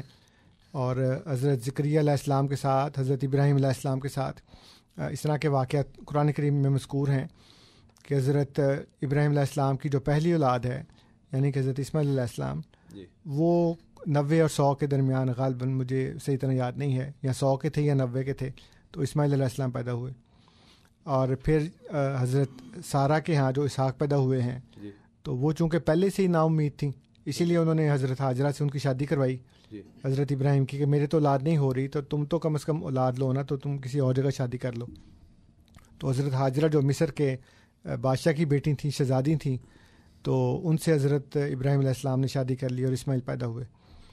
تو جب فرشتوں نے اسحاق علیہ السلام کی بشارت دی تو حضرت ابراہیم علیہ السلام نے کچھ نہیں کہا، لیکن وہ اندر سے نکلیں اور ایک دم سے انہوں نے منہ پہ ہاتھ مار کے کہا کہ یہ میں تو بانجھ ہوں، خاوند میرا بوڑھا ہو گیا ہے. تو فرشتوں نے کہا کہ نہیں، ایسے ہی ہوگا. اور اسی طرح حضرت زکریا علیہ السلام نے جب دعا مانگی ہے تو اللہ تعالیٰ نے کہا کہ میں آپ کو اولاد دوں گا اور اس کا نام یحییٰ رکھا جائے گا. تو وہ نشان ہے اللہ تعالیٰ کی طرف سے دعا کی قبولیت کا. مختلف نشانات ہو سکتے ہیں، ان دونوں کے ساتھ یہ دعا کی قبولیت کے نشانات ہیں، لیکن اس کا مطلب یہ نہیں کہ ہر نبی کے ساتھ اس طرح کے واقعات ہوتے ہیں. جہاں تک حضرت مسیح علیہ السلام کی پیدائش کا تعلق ہے، وہ بھی کوئی چمبے والی نہیں ہے، بڑی جگہ کے جڑواں ہوتے ہیں، لڑکا لڑکی پیدا ہوتے ہیں. جزاک اللہ. اگلا سوال محمد صاحب کا دوسرا سوال ہے. وہ کہتے ہیں کہ اللہ تعالیٰ نے حضرت صلی اللہ علیہ وسلم، یہ ای میل کے ذریعے آیا ہے اور انگریزی میں ہے، اس لیے خلاصہ عرض کر رہا ہوں. اللہ تعالیٰ نے حضرت صلی اللہ علیہ وسلم کی سچائی کے لیے کئی ثبوت دیے ہیں اور ان کو آخری نبی قرار دیا ہے، اور قرآن کریم کو ایک اعلیٰ ترین معجزہ قرار دے کر حضرت صلی اللہ علیہ وسلم کو دیا. وہ پوچھتے ہیں کہ اب مرزا غلام احمد صاحب قادیانی علیہ الصلوۃ والسلام کو بھی کوئی ایسا ثبوت ملا ہے جس کو ہم کہہ سکیں کہ یہ ان کی سچائی کا ثبوت ہے. اور اس میں انہوں نے مزید لکھتے ہیں کہ یہ دعویٰ مرزا صاحب کا کہ ان کو اللہ تعالیٰ کی طرف سے الہام ہوتا ہے، یہ اس کو ہم نہیں یا اس کو میں نہیں مان سکتا، کیونکہ اس کی کسی اور طریقے سے گواہی نہیں دی جا سکتی، کیونکہ یہ ان کا دعویٰ ہے. تو ان کی یہ فرمائش ہے کہ کوئی ایسی چیز جو مرزا غلام احمد صاحب قادیانی علیہ الصلوۃ والسلام کو دی گئی ہو سچائی کے ثبوت کے طور پہ. سب سے پہلے ان کو یہ پوچھنا چاہیے کہ ان کے پاس محمد صلی اللہ علیہ وسلم کی سچائی کا کیا ثبوت ہے. جب انہوں نے یہ دعویٰ کیا کہ اللہ تعالیٰ ان کو الہام کرتا ہے، وہی نازل ہوتی ہے ان کے اوپر، تو ان کی سچائی کا کیا ثبوت ہے ان کے پاس. یہ چونکہ پیدائشی مسلمان ہیں اور مسلمان کے گھر پیدا ہو گئے اور بچپن سے سنتے آئے ہیں کہ حضرت محمد صلی اللہ علیہ وسلم خدا کے نبی ہیں، تو اسی اثر کے تحت یہ کہہ رہے ہیں کہ وہ نبی ہیں. تو جب تک یہ نہیں بتاتے کہ ان کے پاس محمد صلی اللہ علیہ وسلم کی سچائی کا اور صداقت کا کیا ثبوت ہے، تب تک ہم ان کو مرزا صاحب کی سچائی کیسے بتا سکتے ہیں. لیکن چلیں میں بتا دیتا ہوں کہ ہر نبی کی صداقت کے جو ثبوت ہیں وہ اللہ تعالیٰ نے قرآن کریم میں بتا دیے ہیں. سب سے پہلا ثبوت جو اللہ تعالیٰ نے بتایا ہے وہ یہ ہے کہ جو سچا نبی ہوتا ہے وہ اپنے دعوی نبوت سے پہلے ہی اپنی قوم میں سچا مشہور ہوتا ہے. صحیح. تاکہ لوگ اس کو یہ نہ کہہ سکیں کہ یہ تو پہلے ہی جھوٹ بولتا ہے، اب اس نے اور جھوٹ بولا ہوگا. تو حضرت صلی اللہ علیہ وسلم کو بھی لوگ صادق اور امین کہتے تھے. اسی طرح مرزا صاحب علیہ الصلوۃ والسلام کو بھی ان کی قوم کے لوگ ایک پاکیزہ کردار والا سچا آدمی سمجھتے تھے اور ڈکلیئر کر چکے تھے. ڈاکٹر اسرار احمد صاحب نے، پھر ایک دفعہ ان کا نام آئے گا، کہ انہوں نے ایک پروگرام کے اندر ٹی وی میں، جس کی ریکارڈنگ میرے پاس موجود ہے، اس میں یہ کہا کہ براہین احمدیہ اور سرمہ چشمیاریہ لکھنے کے بعد مرزا صاحب علماء کی آنکھوں کا تارا بن چکے تھے اور ہندوؤں سے اور عیسائیوں سے مقابلے کرتے تھے. علماء تو نہ گیتا پڑھتے تھے نہ انجیل پڑھتے تھے، ان کو تو پتہ نہیں تھا کہ اس کے اندر کیا لکھا ہے، لیکن مرزا صاحب اسلام کا دفاع کر رہے تھے. اور اس کے علاوہ بہت سے علماء ایسے ہیں جو بعد میں مخالف بن گئے، مولوی ثناء اللہ امرتسری اور محمد حسین بٹالوی اور دوسرے لوگ، وہ لکھ چکے ہیں اور ان کی کتابیں چھپی ہوئی موجود ہیں جس میں انہوں نے مرزا صاحب کی صداقت کا اور اسلام کی دوستی کا اور دفاع کا اعتراف کیا ہے. اس لیے پہلی بات یہ ہو گئی. دوسرا ثبوت یہ ہے کہ جو انبیاء اللہ تعالیٰ سے پیشگوئیاں پا کر خبریں دیتے ہیں وہ پوری ہوتی ہیں. تو مرزا صاحب علیہ الصلوۃ والسلام نے بھی جو پیشگوئیاں اللہ تعالیٰ سے خبر پا کر دی ہیں وہ اللہ تعالیٰ کے فضل سے بڑی شان کے ساتھ پوری ہوئیں، جو اس وقت بھی ہم اس کی صداقت کا ایک مظہر ہیں کہ حضرت مسیح السلام کو اللہ تعالیٰ نے براہین احمدیہ کے زمانے میں کہا کہ میں تیری تبلیغ کو زمین کے کناروں تک پہنچاؤں گا. اور آج ہم زمین کے کنارے پہ بیٹھے ہوئے ہیں کینیڈا میں، اور اس کے علاوہ آسٹریلیا، اور جہاں جہاں زمین کا کنارہ ہے وہاں احمدیت کا پیغام خدا کے فضل سے پہنچ چکا ہے. پھر اللہ تعالیٰ نے یہ فرمایا کہ جو جھوٹا ہوتا ہے وہ تباہ و برباد کر دیا جاتا ہے اور سچے کو ہمیشہ خدا کی طرف سے نصرت ملتی ہے. احمدیت میں بھی اللہ کے فضل سے یہ بات پوری طرح عیاں ہے کہ اگر مرزا صاحب نعوذ باللہ جھوٹے ہوتے تو اب تک کب کے تباہ و برباد ہو چکے ہوتے اور آپ کا مشن جو ہے وہ خاک میں مل چکا ہوتا. لیکن آپ کے مشن کی کامیابی، موجودگی اور روز بروز اس کا بڑھتے رہنا، یہ اس بات کا ثبوت ہے کہ قرآن کریم کی اس اصول کی روشنی میں مرزا صاحب علیہ الصلوۃ والسلام اور آپ کی جماعت جو ہیں وہ اپنے دعوے میں بالکل سچے ہیں، ورنہ اب تک کے تباہ ہو چکے ہوتے. اور اس کے ساتھ ساتھ یہ بھی عرض کر دوں کہ نہ صرف اشخاص نے، نہ صرف گروہوں نے، جماعتوں نے، بلکہ حکومتوں تک نے اس بات کی کوشش کی کہ جماعت احمدیہ جو ہے وہ ناکام ہو جائے اور صفحہ ہستی سے مٹ جائے. بلکہ حضور کی زندگی میں بھی، پھر آپ کے خلفاء کی زندگی میں بھی، اور ابھی خلیفۃ مسیح رابع رحمۃ اللہ تعالیٰ کے ساتھ جو انہوں نے کیا کہ ان کو گرفتار کرنا چاہا تاکہ ان کو جیل میں ڈال دیا جائے اور خلافت اور جماعت کو دونوں کو ایک دوسرے سے الگ کر دیا جائے. تو ایسی شوکت کے ساتھ، ایسی شان کے ساتھ اللہ تعالیٰ نے اس منصوبے کو ناکام کیا اور خلافت اللہ کے فضل سے ہمارے درمیان موجود ہے اور قائم ہے. بلکہ 5واں خلیفہ بھی ان کے درمیان سے نکل کر آیا. وہی تھے نا حضور؟ جی بالکل. جب خلافت کا انتخاب ہونا تھا، خلافت خامسہ کا، تو ان کے درمیان سے اللہ تعالیٰ کہتے ہیں یہ دیکھو، پہلا تو چھپ کے گیا تھا نا کہ تم اس کو مارنے والے تھے، یہ خلیفہ جو بن رہا ہے اس وقت یہ تمہارے سامنے سے نکل کے جا رہا ہے، پکڑ کے دکھاؤ اس کو، کچھ کر سکتے ہو تو کرو. اس لیے یہ اتنا بڑا نشان ہے کہ نہ صرف یہ کہ خلافت رابعہ میں بلکہ خلافت خامسہ میں بھی حضور عید اللہ تعالیٰ بن نصر العزیز ایسے نکل کے آئے ان کے سامنے سے، سب دیکھ رہے ہیں کہ یہ بندہ جا رہا ہے وہاں پہ. تو کوئی بھی ہو سکتا تھا نا خلیفہ، لیکن کسی کی ہمت نہیں ہوئی خدا کی چال کے آگے کہ اس کو روک سکے. اور اس کے بعد جو چوتھی نشانی ہے وہ یہ ہے کہ تمام انبیاء کے مخالفین ایک ہی طرح کی باتیں کرتے ہیں. ہمارے اس وقت مخالفین جو باتیں کر رہے ہیں، پچھلے مخالفین بھی بین ہی وہی باتیں کرتے تھے. میری 3-4 دن پہلے ایک عرب دوست کے ساتھ گفتگو ہوئی تو انہوں نے یہ کہا کہ آپ لوگ جو ہیں وہ دوسری حکومتوں کے ایجنٹ ہیں. تو میں کہا تھینک یو ویری مچ، کیونکہ یہی الزام تو تمام انبیاء کی جماعتوں پہ لگتا ہے. تو تم نے لگایا تو اس کا مطلب یہ ہے کہ ہم واقعی سچے نبی کی جماعت ہیں، اس لیے کہ سچے نبی کی جماعت کو لوگ کہتے ہیں کہ تم ایجنٹ ہو. تو یہ 4 نشانیاں ہیں سچے نبی کی صداقت کی. جزاک اللہ. ہم ایک چھوٹا سا کمرشل بریک لیتے ہیں پھر واپس آتے ہیں. There's a place I know in Ontario where there's a Dragon's Mountain and an Arctic cove. Touch beluga whales and watch amazing shows. Everyone loves Marineland. Mom, Dad, let's get going. It's going to be so much fun. Dolphins, whales, and rides under the sun. What are we waiting for? Now you know what you'll say when you leave here today. Everyone loves Marineland. अस्सलाम वालेकुम रहमतुल्लाह। मुकर्रम नज़ीर एक दफ़ा फिर radio Ahmadiyya में आपको खुश आमदीद कहता है। आज मेरे साथ मोहतरम अंसर रज़ा साहब तशरीफ़ फरमा हैं। प्रोग्राम में फ़ोन करने के लिए नंबर नोट कीजिए 4164106522 4164106522। इंटरनेट का पता voiceofislam.ca voiceofislam.ca। बज़रिया ईमेल सवाल पूछना चाहें तो हमारा पता है QA यानी क्वेश्चन आंसर @voiceofislam.ca QA यानी question answer @voiceofislam.ca। Ishfaq Bhutto साहब लाइन पे हैं, उनकी कॉल को लेते हैं। इशफाक साहब अस्सलाम वालेकुम। वालेकुम सलाम जिम करम साहब, कैसे हैं आप? जी बिल्कुल ठीक, कैसे हैं आप? अच्छा, मेरा सवाल ये था जी जी कि दो अफराद या दो ग्रोहों में से रास्ता बदलना किसका साबित होता है? वो जो मिसाक के मकाम पर पहुंचकर अपने आका का मिसाक पूरा करता है जी, या फिर वो जो अपनी जुबान में वही पुराने अल्फाज दोहरा देता है जो अरबी में सूरह यासीन की आयत नंबर 15 में मौजूद है, और वो अल्फाज हैं वमा अंतुम इल्ला बशरुन मिसलना वमा अंज़ल रहमाना मिन शैइन इन अंतुम इल्ला तकज़िबून। ठीक है जी, ओके, बहुत शुक्रिया इशफाक साहब। आपका सवाल लेंगे। आपके सवाल से पहले रफ़ीक साहब का सवाल है, उन्होंने लिखवाया है। वो फरमाते हैं कि अल्लाह ताला को हमारे मुस्तकबिल का इल्म है, अगर है तो फिर वो हमारा इम्तिहान बार बार क्यों लेता है जबकि उसे पता है कि कौन कमज़ोर है और कौन नहीं? रफ़ीक साहब का सवाल।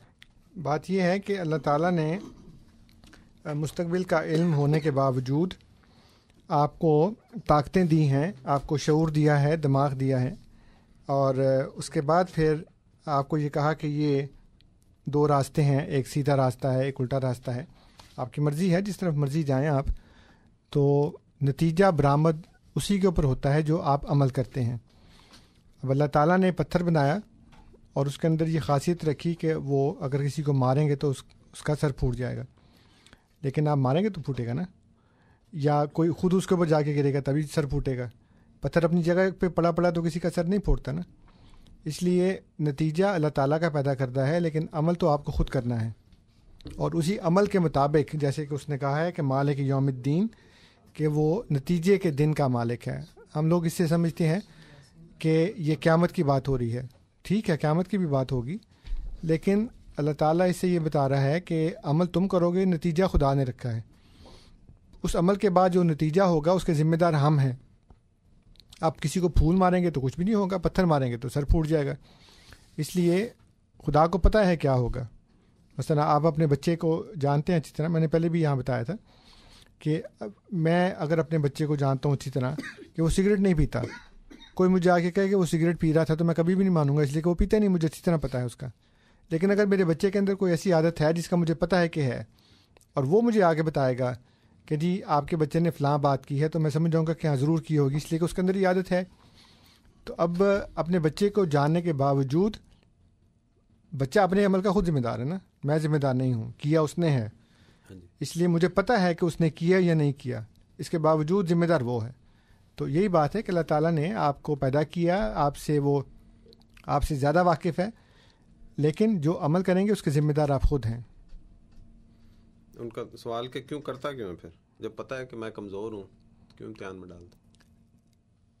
अल्लाह ताला ने फरमाया कि वो किसी को उसकी वुसअत से ज़्यादा तकलीफ़ नहीं देता। तो जब वो आपको ये कहता है कि आप करें, जैसे आजकल यहाँ पे भी काफ़ी लोग जिम के अंदर जाते हैं ना, तो वो वज़न नहीं उठाते, लेकिन जो इंस्ट्रक्टर है वो कहता है यू कैन डू इट, तो उसमें बंदे में फिर एक जोश आ जाता है, फिर वो बंदा समझता यही है कि मैं कमज़ोर हूँ, मुझसे कहाँ उठाया जाएगा। लेकिन वो जब वो कोशिश करता है तो फिर वो आहिस्ता आहिस्ता वो वेट उठाने के काबिल हो जाता है।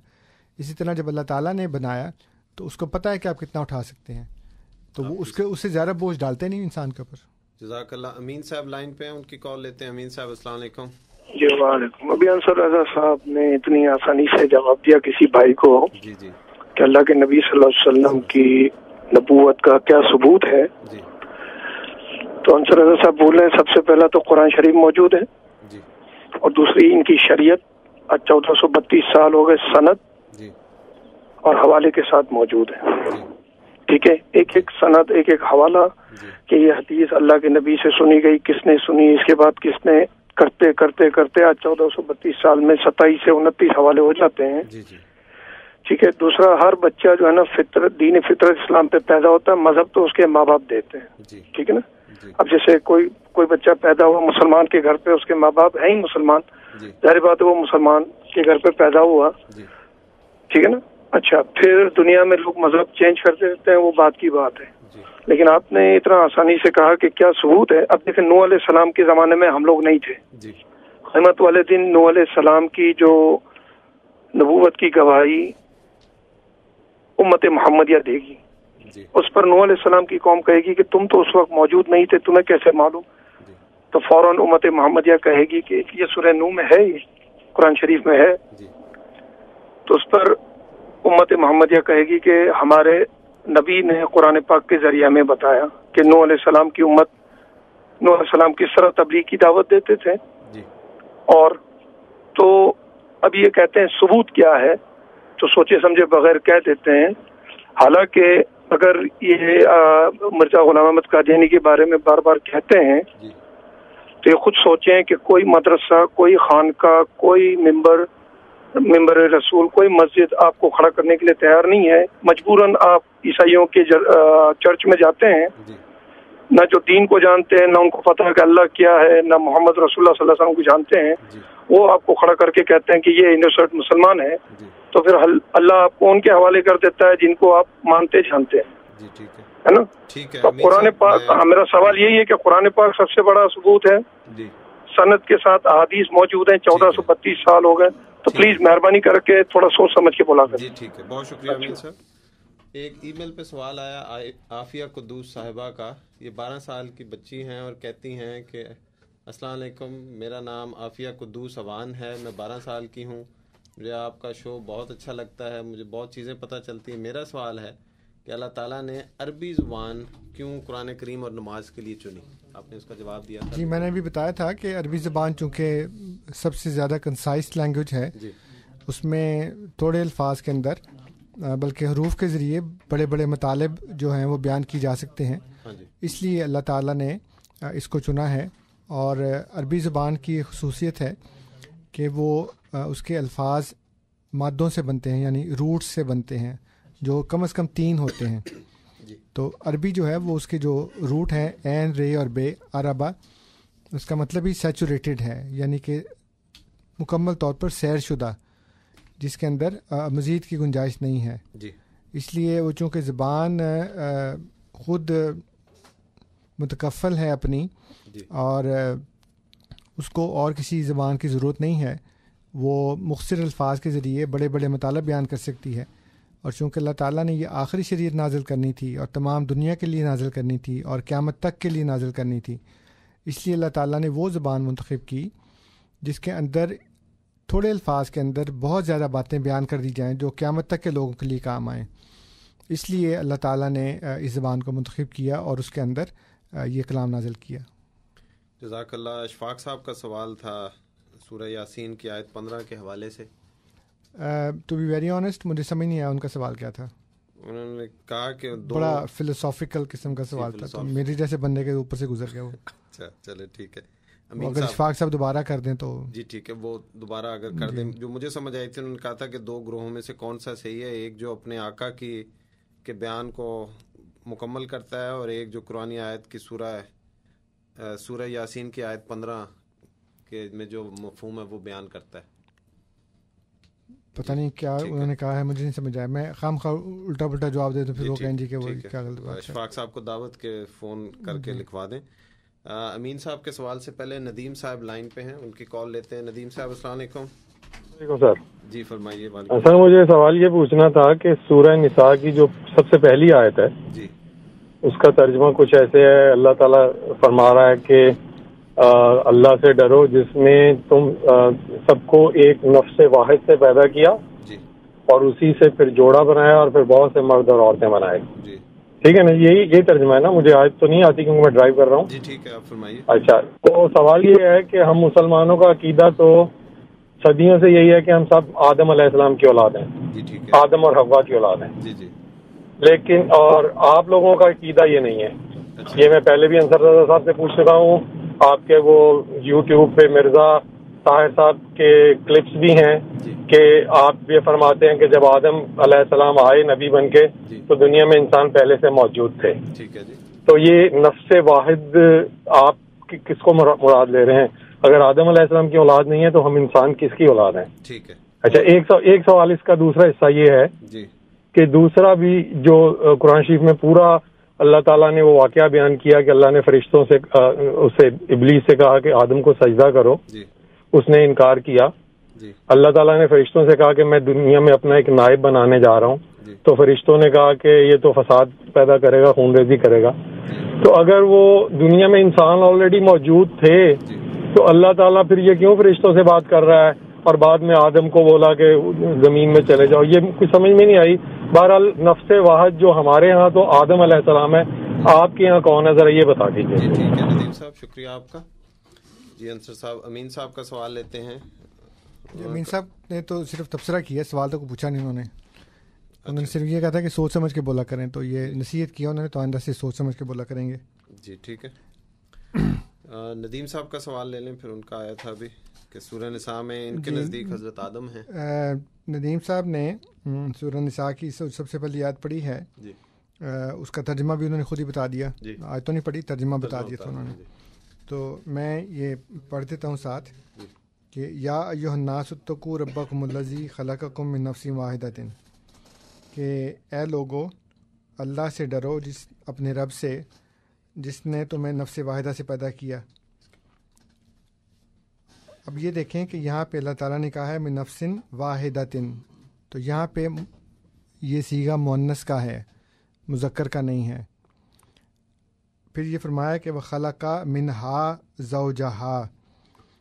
اب یہ دونوں بھی مؤنث کے صیغے ہیں. اگر مرد کا ہوتا تو کہتا کہ منہ زوجہ, لیکن اللہ تعالیٰ فرما رہا ہے وخلق منہا زوجہا, یعنی اس مؤنث چیز سے جو نفس واحدہ ہے اور اس کے آخر میں بھی گول تے ہے, واحدہ ہے, واحد نہیں ہے. اور پھر فرمایا کہ وبث منہما, اور پھر ان دونوں سے پھیلائے رجالن کثیرا و نساء, بہت سے مرد اور عورتیں. تو اگر آپ نفس واحدہ سے مراد آدم علیہ السلام لے رہے ہیں تو اللہ تعالیٰ تو ان کو مرد نہیں کہہ رہا, بلکہ یہ کہہ رہا ہے کہ پھر جب نفس واحدہ سے جوڑا بنایا پھر اس میں سے رجال یعنی کہ بہت سے مرد اور عورتیں, نساء بہت سی عورتیں بنائیں. تو اس کا مطلب یہ ہے کہ اگر آپ نفس واحدہ سے مراد حضرت آدم علیہ السلام لیں تو پہلے آپ کو ان کو مؤنث ماننا پڑے گا. پھر اس کے بعد نہ وہ مرد ہیں نہ وہ عورت ہیں, کیونکہ پھر اس نفس واحدہ کے جوڑے سے پھر بہت سے مرد اور عورتیں بنے ہیں. اس سے پہلے نہ مرد ہے نہ عورت ہے. اب یہ نفس واحدہ کیا چیز ہے؟ یہ نفس واحدہ وہ سب سے پہلا لائف سیل ہے جو ان آرگینک سے آرگینک میں چینج ہوا ہے, اور جس کے ذریعے پھر جو زندگی ہے وہ یہاں پہ شروع ہوئی ہے. اس کے بعد وہ جو سنگل سیل بنا ہے وہ پرولیفریٹ ہوا ہے, اور اس سے اس کا پھر 1 سے 2, 2 سے 4, 4 سے 8, 8 سے 16, 16 سے 32 اینڈ سو آن, وہ بڑھتا رہا ایوولوشن کے ذریعے. اور اس کے بعد پھر اس میں سے مرد اور عورتیں پیدا ہوئے. اس لیے خدا نے کہا وبث منہما, پھر ان دونوں سے رجالن کثیرا و نساء, بہت سے مرد اور عورتیں بنائیں. اس کا مطلب ہے کہ پہلے نہ مرد تھے نہ عورت, بلکہ وہ نفس واحدہ ایک ایسی چیز ہے جو نہ مرد ہے نہ عورت ہے, بلکہ نفس واحدہ کا ہے, مؤنث ہے. اس لیے سائنس کی روشنی میں اور اللہ تعالیٰ نے جو مختلف اس میں سٹیجز بتائی ہیں, پروسیس بتایا ہے. ایک جگہ کہا کہ اس کو تراب سے پیدا کیا, اب تراب کہتے ہیں خشک مٹی کو. جی. ایک جگہ فرمایا تین سے پیدا کیا, تین کہتے ہیں گلی مٹی کو. ایک جگہ فرمایا تین لازبن سے پیدا کیا, سلسال ان کالفخار کھنکتی ہوئی مٹی سے پیدا کیا. جی. اب یہ سارے وہ پروسیس ہیں جو سٹیجز ہیں ایوولوشن کی, جس میں سلیکون جو ہے وہ جب پانی سے ملی ہے تو اس کے بعد اس کے اندر آرگینک مادہ پیدا ہوا. اب یہ سائنسدان آج کل تلاش کر رہے ہیں کہ ان آرگینک سے آرگینک کیسے ہو گیا. یہ ایک ایسی مسٹری ہے جو ابھی تک سالو نہیں ہوئی. تو اس سے پھر اللہ تعالیٰ نے یہاں پہ انسانی تخلیق جو ہے اس کا آغاز کیا. جہاں تک اس قصے کا تعلق ہے تو اللہ تعالیٰ نے حضرت آدم علیہ السلام کو جب بنایا تو اللہ تعالیٰ نے کہا کہ انی جاعل فی الارض خلیفہ، میں زمین میں ایک خلیفہ بنا رہا ہوں. اب خلیفہ جانشین کو کہتے ہیں، اور خلیفہ تو اس کے اوپر بنتا ہے نا جو کچھ لوگ ہوں پہلے موجود. اب کوئی ہے ہی نہیں بندہ تو خلیفہ کس کے اوپر جائے گا وہاں پہ. آپ کسی ویرانے میں ایک بندے کو کہیں کہ جاؤ تم بادشاہ ہو تو کہے جی بادشاہ تو میں ہوں، رایا کہاں ہے میری. تو اسی طرح خلیفہ جو ہے وہ جب تک اس کے ماننے والے نہیں ہوں گے تو وہ خلیفہ کس کے اوپر ہوگا وہ. اور خلیفہ کہتے ہیں جانشین کو، یعنی کہ جو کسی کے بہاف پہ کام کرے. انبیاء کو اللہ تعالیٰ نے اپنا خلیفہ بنایا، مطلب یہ کہ تم میرا پیغام لوگوں کو جا کر پہنچاؤ. اور خلیفہ لازمی طور پر وہ بندہ ہوتا ہے جو اپنے پیش رو کا جانشین ہو، جو اپنے پیش رو کی باتیں آگے لوگوں کو پہنچائے. اس کا اپنا کوئی ایجنڈا نہیں ہوتا، اس کا اپنا کوئی پلان، کوئی منشور نہیں ہوتا اس کا. وہ دوسرے کا جو اس سے پہلے گزر گیا ہوتا ہے اس کے کام کو آگے بڑھانے والا ہوتا ہے. اور اللہ تعالیٰ اپنے انبیاء کو خلیفہ اس لیے کہتا ہے کہ وہ خدا کے پیغام کو لے کر آگے بڑھتے ہیں. سورہ یونس میں یہ بات درج ہے کہ کفار نے کہا محمد صلی اللہ علیہ وسلم سے کہ آپ قرآن کو بدل دیں، یہ والا جو ہے نا یہ ہمیں وارہ نہیں کھا رہا. تو نبی کریم صلی اللہ علیہ وسلم کو ارشاد ہوا کہ ان سے کہہ دو کہ میں اللہ تعالیٰ کے عذاب سے ڈرتا ہوں کہ میں اس کو بدل دوں. میرے ذمے تو جو نازل ہو رہا ہے وہ پہنچانا ہے بس، نہ میں اس میں کوئی ہیر پھیر کر سکتا ہوں نعوذ باللہ، نہ میں اس میں کوئی کمی بیشی کر سکتا ہوں. جیسے جیسے آیا میں ویسے ویسے پہنچا رہا ہوں. تو اگر اللہ تعالیٰ نے کسی بات کے اوپر یہ کہا کہ آپ نے ایسا کیوں کیا، تو حضور کو وہ بھی پہنچانے کا حکم ہے. اس کو چھپا نہیں سکتے کہ اللہ تعالیٰ نے مجھے کہا کہ تم نے یہ کیوں کیا ایسا، تم نے بدر کے قیدیوں کو کیوں چھوڑ دیا ایسے، تم نے شہد کو کیوں حرام کر دیا، تم نے اندھے کے آنے کے اوپر ماتھے پہ تیوریاں کیوں چڑھائیں. تو یہ ساری باتیں جو بھی اللہ تعالیٰ نے نازل کی ہیں وہ پہنچانا ایک نبی کا، ایک رسول کا ذمہ ہے، اس سے وہ بچ نہیں سکتے. اس لیے خلیفہ جو ہوتا ہے وہ اپنے پیش رو کا یا خدا کا کام آگے بڑھانے والا ہوتا ہے. تو اس سے اللہ تعالیٰ نے ان کو یہ بنایا. اور جو فرشتوں نے کہا کہ وہ فساد پھیلائے گا، اس کا مطلب یہ ہے کہ پہلے بھی ایسے واقعات ہو چکے ہیں کہ جو نبی آتے ہیں تو اس کے بعد پھر لوگ اس کو مانتے نہیں، اس کے میسج کے خلاف شورش برپا کرتے ہیں، فساد کرتے ہیں، مارتے پیٹتے ہیں، جلاتے ہیں، گھراؤ کرتے ہیں. تو وہ انہوں نے کہا کہ اللہ میاں یہ پہلے بھی ایسا ہو چکا ہے، پھر تم ایک بندے کو بھیج رہے ہو اور وہ پھر وہاں پہ جا کے تمہارا پیغام پہنچائے گا، پھر لوگ اس کو ماریں گے، پھر زمین میں خون بہے گا. تو اللہ تعالیٰ نے کہا کہ انی عالم ما لا تعلمون، جو میں جانتا ہوں تم نہیں جانتے. اور اس لیے ان سے کہا کہ تم آدم کو سجدہ کرو، مطلب یہ کہ اس کی اطاعت میں لگ جاؤ اور اس کے سارے کام تم نے کرنے ہیں. تو ابلیس نے کہا میں تو نہیں کرتا. تو یہ لازمی بات ہے کہ نبی کے مخالف جو ہیں وہ شیاطین ہی ہوتے ہیں. شیطان ہمیشہ انبیاء کی مخالفت کرتا ہے. تو اس نے کہا میں نہیں کرتا اس کو سجدہ، میں تو اس کے خلاف ہوں. تو یہ سیدھی سی حقیقت ہے، قرآن کریم کو سمجھنے کے بعد آپ کو اچھی طرح سمجھ آ جاتی ہے. جزاک اللہ. ہمارے ساتھ اشفاق صاحب لائن پہ ہیں. اشفاق صاحب السلام علیکم. وعلیکم السلام. جی کرم صاحب، سب سے پہلے مزے کی بات تو یہ ہے کہ محترم منصر صاحب کہہ رہے ہیں کہ میرا سوال فلسفیکل ہے اور خود کو کہہ رہے ہیں کہ مجھے سمجھ میں نہیں آئے گا. اچھا، تو سوال یہ تھا جی فرمائیے کہ دو افراد یا دو گروپوں میں سے راستہ بدلنا کس کا ثابت ہوتا ہے؟ جی آیا کہ وہ گروپ جو میثاق کے مقام پر پہنچ کر اپنے آقا کے میثاق کو پورا کرتا ہے، یا پھر وہ گروپ جو اپنی زبان میں وہی الفاظ دہرا دیتا ہے جو سورہ یاسین کی آیت نمبر 15 میں موجود ہے؟ اور وہ الفاظ میرے خیال مطابق تو آپ کو مل گئے ہوں گے، ادروائز میں دہرا دیتا ہوں. جی فرمائیے. وہ ہے وَمَا أَنْتُمْ إِلَّا بَشْرٌ مِثْلُنَا وَمَا أَنزَلَ الرَّحْمَنُ مِنْ شَيْءٍ إِنْ أَنْتُمْ إِلَّا تَكْذِبُونَ. جی جزاک اللہ. بہت شکریہ. جی انصر صاحب. انہوں نے وضاحت نہیں کی، انہوں نے صرف اپنے سوال کو دہرا دیا. ہاں جی. تو اب مسئلہ یہ ہے کہ جہاں تک مجھے سمجھ آئی ہے وہ یہ ہے کہ ایک شخص میثاق کے مقام پر پہنچ کر اپنے آقا کا میثاق پورا کرے. تو اب میثاق کیا چیز ہے اور کس میثاق کی طرف وہ اشارہ کر رہے ہیں یہ مجھے بالکل سمجھ نہیں آیا. لیکن قرآن کریم میں جس میثاق کا ذکر ہے وہ ایک تو اللہ تعالیٰ نے بنی اسرائیل سے میثاق لیا کہ تم نے یہ نہیں کرنا، یہ نہیں کرنا، یہ نہیں کرنا. ایک میثاق اللہ تعالیٰ نے انبیاء سے لیا، اور انبیاء سے میثاق یہ لیا کہ جب میں تم کو کتاب اور حکمت دوں اور اس کے بعد پھر ایک ایسا رسول آئے جو اس کی تصدیق کرے جو تمہارے پاس ہے، تو ضرور اس کو ماننا اور اس کی مدد کرنا. اب مفسرین نے لکھا ہے کہ ظاہر ہے کہ ایک نبی کی زندگی میں دوسرا نبی تو نہیں آتا. مطلب یہ ہے اس آیت کا کہ وہ اپنے قوم کو، اپنی امت کو یہ پیغام دے کر، یہ نصیحت کر کے جاتے ہیں کہ اللہ تعالیٰ نے تمہیں کتاب اور حکمت دی ہے میرے ذریعے، اب اس کے بعد میرے بعد ایک ایسا رسول آئے گا جو اس کی تصدیق کرنے والا ہوگا، چنانچہ ضرور اس کو ماننا اور اس کی مدد کرنا.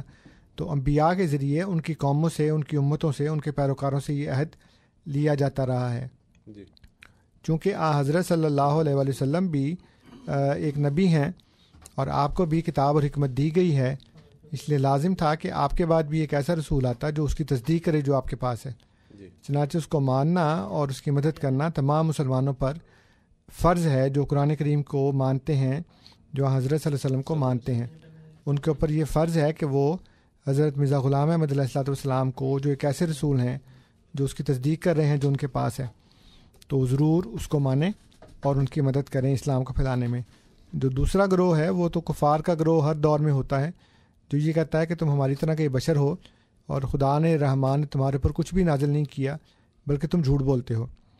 تو اس وقت بھی ہم سے بھی یہی کہا جا رہا ہے کہ اللہ تعالیٰ نے مرزا غلام احمد علیہ الصلوۃ والسلام پر کچھ بھی نازل نہیں کیا اور وہ نعوذ باللہ جھوٹ بول رہے ہیں.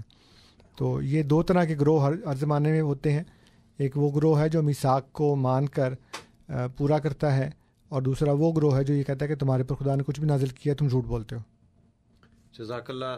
ہمارے پاس اس وقت ایک ای میل ہے، یہ آپ کا سوال آپ نے پہلے جواب دیا تھا، اس پہ واپس انہوں نے کیا ہے. وہ کہتے ہیں انصر رضا صاحب کے کہہ رہے تھے ایک سوال کے جواب میں کہ پہلے حضور صلی اللہ علیہ وسلم کی صداقت کا ثبوت دیں، تو ان کی وحی کی صداقت کا ثبوت قرآن ہے اور فتح مکہ ہے جو کہ ان کی زندگی میں ہی ہوا. اور برائے مہربانی جناب مرحوم ڈاکٹر اسرار احمد صاحب کے جس پروگرام کی بات آپ نے کی، تو برائے مہربانی اس بات کو پورا بھی، یہ انہوں نے اردو میں انگریزی لکھی اس لیے مجھے تھوڑی مشکل ہو رہی، اس بات کو پورا بیان کریں کہ یہ کہنے کے بعد آگے ان کی ورڈنگ مرزا صاحب کے بارے میں کیا تھی. مرزا صاحب کی فیلئر کا ثبوت مسلمان ہی نہیں، وہ تو جان اسمتھ پیگٹ کے بارے میں کی ہوئی پیشن گوئی سے بھی جھوٹے ثابت ہوئے. جی ٹھیک. ملک صاحب مسز آگا سے بات یہ ہے کہ اگر آپ یہ سمجھتے ہیں کہ حضرت صلی اللہ علیہ وسلم کی صداقت کا ثبوت قرآن کریم اور فتح مکہ ہے، تو پھر عیسائی اور یہودی اور ہندو اور دوسرے لوگ کیوں نہیں مانتے؟ یہ تو آپ اس لیے کہہ رہے ہیں نا کہ آپ مسلمان ہیں اور اس لیے آپ کے نزدیک یہ ثبوت ہے، تو اس ثبوت کو دوسروں سے منوا کے دکھائیں ذرا، اور ان سے کہیں جی کہ یہ قرآن ہے، یہ محمد صلی اللہ علیہ وسلم کی صداقت کا ثبوت ہے، اس کو مان لو. تو کون مانے گا؟ اس لیے یہ تو ایک خوش فہمی ہے کہ پاس کے ڈھول سہانے لگ رہے ہیں آپ کو، لیکن اصل بات یہ ہے کہ جو عالمی کہنا چاہیے یونیورسل جو اصول ہوتے ہیں وہ ہر جگہ پہ مشترکہ ہوتے ہیں. اور بائبل میں بھی یہی ثبوت ہے. مجھ سے بھی چرچز میں یا عیسائیوں کے ساتھ بیٹھ کے جو بات ہوتی ہے اس میں وہ پوچھتے ہیں کہ ہم کیوں مانیں کہ محمد صلی اللہ علیہ وسلم جو ہیں وہ خدا کے سچے رسول ہیں. تو میں ان کو یہ کہتا ہوں کہ تمہاری بائبل میں لکھا ہے، اولڈ ٹیسٹمنٹ میں بھی، نیو ٹیسٹمنٹ میں بھی، کہ جھوٹا نبی ہلاک ہوتا ہے. تو 1431 سال سے جو ان کی کامیابی ہے اور ان کے مشن اور ان کے دین کا پوری دنیا میں پھیلنا ہے، وہ اس بات کو ثابت کرتا ہے کہ وہ نعوذ باللہ جھوٹے نہیں تھے، سچے نبی تھے. تو میں کسی اور ذریعے سے نہیں، میں قرآن تمہارے سامنے نہیں پیش کر رہا، میں فتح مکہ تمہارے سامنے نہیں پیش کر رہا، میں خود تمہاری کتاب تمہارے سامنے پیش کر رہا ہوں. اور اس کے اوپر ان کی زبان گنگ ہو جاتی ہے بالکل. اس لیے اگر آپ نے کسی کو ثبوت دینا ہے تو اس کی کتاب سے دیں، نہ کہ قرآن اس کے سامنے پیش کریں جو قرآن کو مانتے ہی نہیں. اور جہاں تک مرزا صاحب کی صداقت کا تعلق ہے، جیسے میں نے عرض کیا کہ جھوٹا نبی ہلاک ہوتا ہے. اگر آپ کے نزدیک جان پیگٹ والی پیشگوئی پوری نہیں ہوئی تو اس کا مطلب ہے کہ وہ نعوذ باللہ جھوٹے ہیں. اور جھوٹے نبی کی اللہ تعالیٰ نے قرآن کریم میں سزا رکھی ہے کہ میں اس کو داہنے ہاتھ سے پکڑ کر اس کی شہر کاٹ دیتا ہوں. وہ کیوں نہیں ہوا ابھی تک؟ اس کا مطلب یہ ہے کہ آپ کا جو سمجھنا ہے پگٹ کے بارے میں وہ غلط ہے. پگٹ کے بارے میں اور تمام دیگر پیش گوئیاں مرزا صاحب علیہ الصلوۃ والسلام کی بکمال و تمام پوری ہوئی ہیں. اگر کوئی بھی ایک پیش گوئی جھوٹی ہوتی تو اس کا لازمی نتیجہ یہ نکلتا کہ مرزا صاحب نعوذ باللہ جھوٹے ہوتے, اور جھوٹے نبی کی خدا نے سزا جو قرآن میں رکھی ہوئی ہے وہ پھر کیوں نہیں پوری ہو رہی. مجھے تو اس بات کا جواب چاہیے نا کہ آپ کی بات مان لی کہ پگٹ کی پیش گوئی پوری نہیں ہوئی, آپ کی بات مان لی کہ فلاں پیش گوئی پوری نہیں ہوئی, فلاں پیش گوئی پوری نہیں ہوئی. اس تمام باتوں کا نتیجہ یہ نکلتا ہے کہ مرزا صاحب علیہ الصلوۃ والسلام نعوذ باللہ جھوٹے ہیں. اور جھوٹے نبی کی جو سزا خدا نے قرآن میں بیان کی ہے اور بائبل میں بیان کی ہے وہ کیوں نہیں مرزا صاحب کو ملی؟ ان کا مشن کیوں کامیاب ہے؟ اس وقت وہ دنیا کے کنارے پہ کیوں پہنچا ہوا ہے؟ آپ کو وہ نہیں نظر آ رہا کہ 1882 میں جو براہین احمدیہ شائع ہوئی ہے سب سے پہلے اس میں اللہ تعالیٰ نے فرمایا کہ میں تیری تبلیغ کو زمین کے کناروں تک پہنچاؤں گا. اس کے علاوہ حقیقت الوحی کے اندر حضرت مسیح السلام نے اپنی بے شمار نشانات بیان کیے ہیں جو بڑی صفائی کے ساتھ پورے ہوئے, اور قادیان کے ہندو, آریہ, سکھ وغیرہ دوسرے اور غیر احمدی مسلمان اس کے سارے گواہ ہیں. آپ تمام کو ایک طرف رکھ دیتے ہیں اور کہتے ہیں جی کہ پگٹ کی پیشگوئی پوری نہیں ہوئی. چلیں فرض کریں ہم بھی تمام کو ایک طرف رکھتے ہیں اور پگٹ کی پیشگوئی کے متعلق بات کرتے ہیں کہ وہ نہیں پوری ہوئی. نہیں پوری ہوئی کا نتیجہ کیا نکلتا ہے کہ مرزا صاحب جھوٹے ہیں نعوذ باللہ. تو جھوٹے نبی کو پھر قرآن میں جو سزا بیان کی گئی ہے وہ کیوں نہیں ملتی؟ ان کا مشن کیوں کامیاب ہے؟ تو حضور نے لکھا ہے اپنی کتابوں میں بار بار کہ تم سوچتے نہیں کہ جھوٹا تو میں ہوں لیکن ہمیشہ تمہارے مقابلے پر کامیابی مجھے ملتی ہے. یہ کیا بات ہے کہ اللہ تعالیٰ جھوٹے کی نصرت کرتا ہے جب وہ یہ کہتا ہے کہ کتب اللہ لأغلبن انا ورسلی, کہ اللہ تعالیٰ نے لکھ رکھا ہے کہ غالب آئیں گے میں اور میرے رسول. اللہ تعالیٰ نے فرمایا کہ یہ انبیاء جو ہیں یہ میرا لشکر ہیں, وَإِنَّهُمْ لَهُمْ مَنْصُورُونَ, اور یہ وہ ہیں جو کامیاب ہونے والے ہیں. میں نے اپنی آنکھوں سے مولویوں کو پیٹتے دیکھا ہے کہ وہ یہ کہتے ہیں کہ بڑی غلطی کی ہم نے مرزا طاہر احمد کو باہر جانے دیا, یا ان کے اوپر یہ پابندی لگائی, پوری دنیا میں پھیل گئے. وہ کہتے ہیں اب وہ ہم نے اس کو یہاں روکا تھا, اب وہ ٹی وی کے اوپر بیٹھ کے ہمارے ڈرائنگ روموں میں ہمارے بیڈ روموں میں گھس گئے, اب نکال لو اس کو. خدا کو جان دینی ہے. میں نے اپنی آنکھوں سے دیکھا ہے اور اپنے کانوں سے سنا ہے جنگ فورم کے اندر بیٹھ کے وہ یہ کہہ رہے تھے باتیں. تو پھر آپ یہ دیکھیں کہ آپ نے, گروہوں نے, آپ کی جماعتوں نے, آپ کی حکومتوں نے پوری کوشش کی. وہ جو ایک منحوس دجال آیا تھا ڈکٹیٹر, کہ میں نام بھی نہیں لے سکتا, زبان میری گندی ہوتی ہے, کہ اس نے کہا کہ یہ قادیانیت کینسر ہے اور میں اس کو ختم کر کے دم لوں گا. اور کہاں ہے وہ آج؟ تو اللہ تعالیٰ نے کس صفائی کے ساتھ اس کو اس عبرت ناک ایک نشان بنا دیا. آج وہ کہاں پہ ہے؟ اس طرح کے اور بے شمار لوگ تھے. مولوی طاء شاہ بخاری قادیان پہنچتا کہتے جی کہ میں آج قادیان کی اینٹ سے اینٹ بجا کے جاؤں گا. آج کہاں پہ طاء شاہ بخاری؟ اس کے متعلق شورش کشمیری نے لکھا ہے کہ اکیلا بیٹھا تھا اپنی کوٹری کے اندر, فالج ہوا تھا, زبان سے ہی چلتی نہیں تھی, اور شورش کشمیری نے جا کے کہا کہ شاہ جی کیا ہوا؟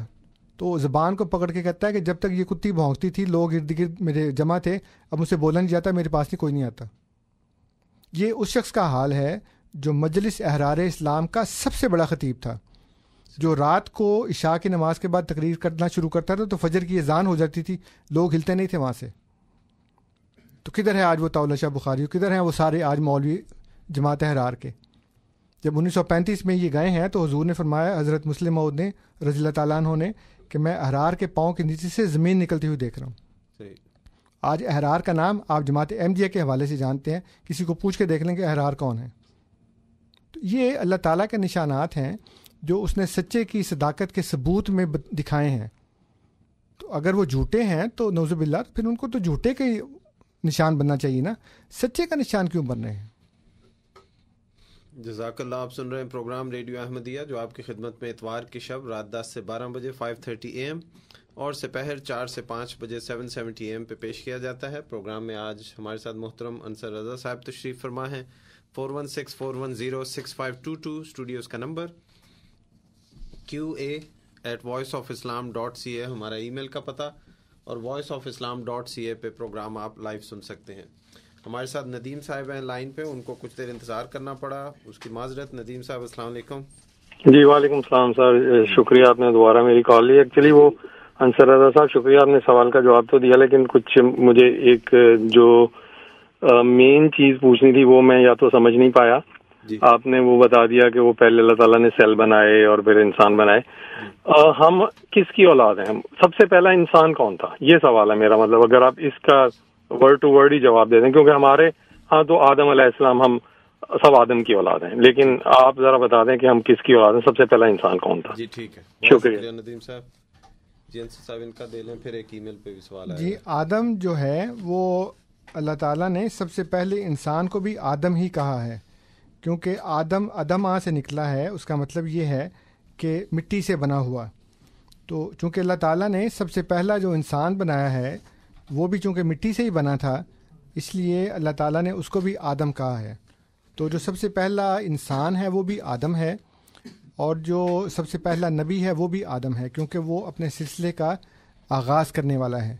اس لیے اللہ تعالیٰ نے اس کو بھی آدم ہی کہا ہے, کیونکہ ایک مٹی کی طاقت ہے اور ایک آگ کی طاقت ہے. جو آگ کی طاقت ہے وہ شیطانی طاقت ہے, اور اس نے اسی بات سے انکار کیا جب اس نے یہ کہا کہ خلقتہ من طین و خلقتنی من نار, کہ تم نے اس کو مٹی سے بنایا ہے اور مجھے آگ سے بنایا ہے, تو ہم دونوں برابر نہیں ہو سکتے, میں تو اس سے سپیریئر ہوں.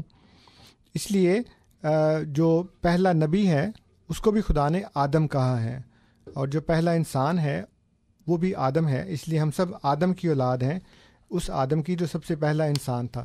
اس کے بارے میں پھر اللہ تعالیٰ نے کہا کہ وہ بَثَّ مِنْهُمَا رِجَالًا كَثِيرًا وَنِسَاءً, ان دونوں سے وہ جو نفس واحدہ بنا, پھر اس کا جوڑا اسی میں سے بنا.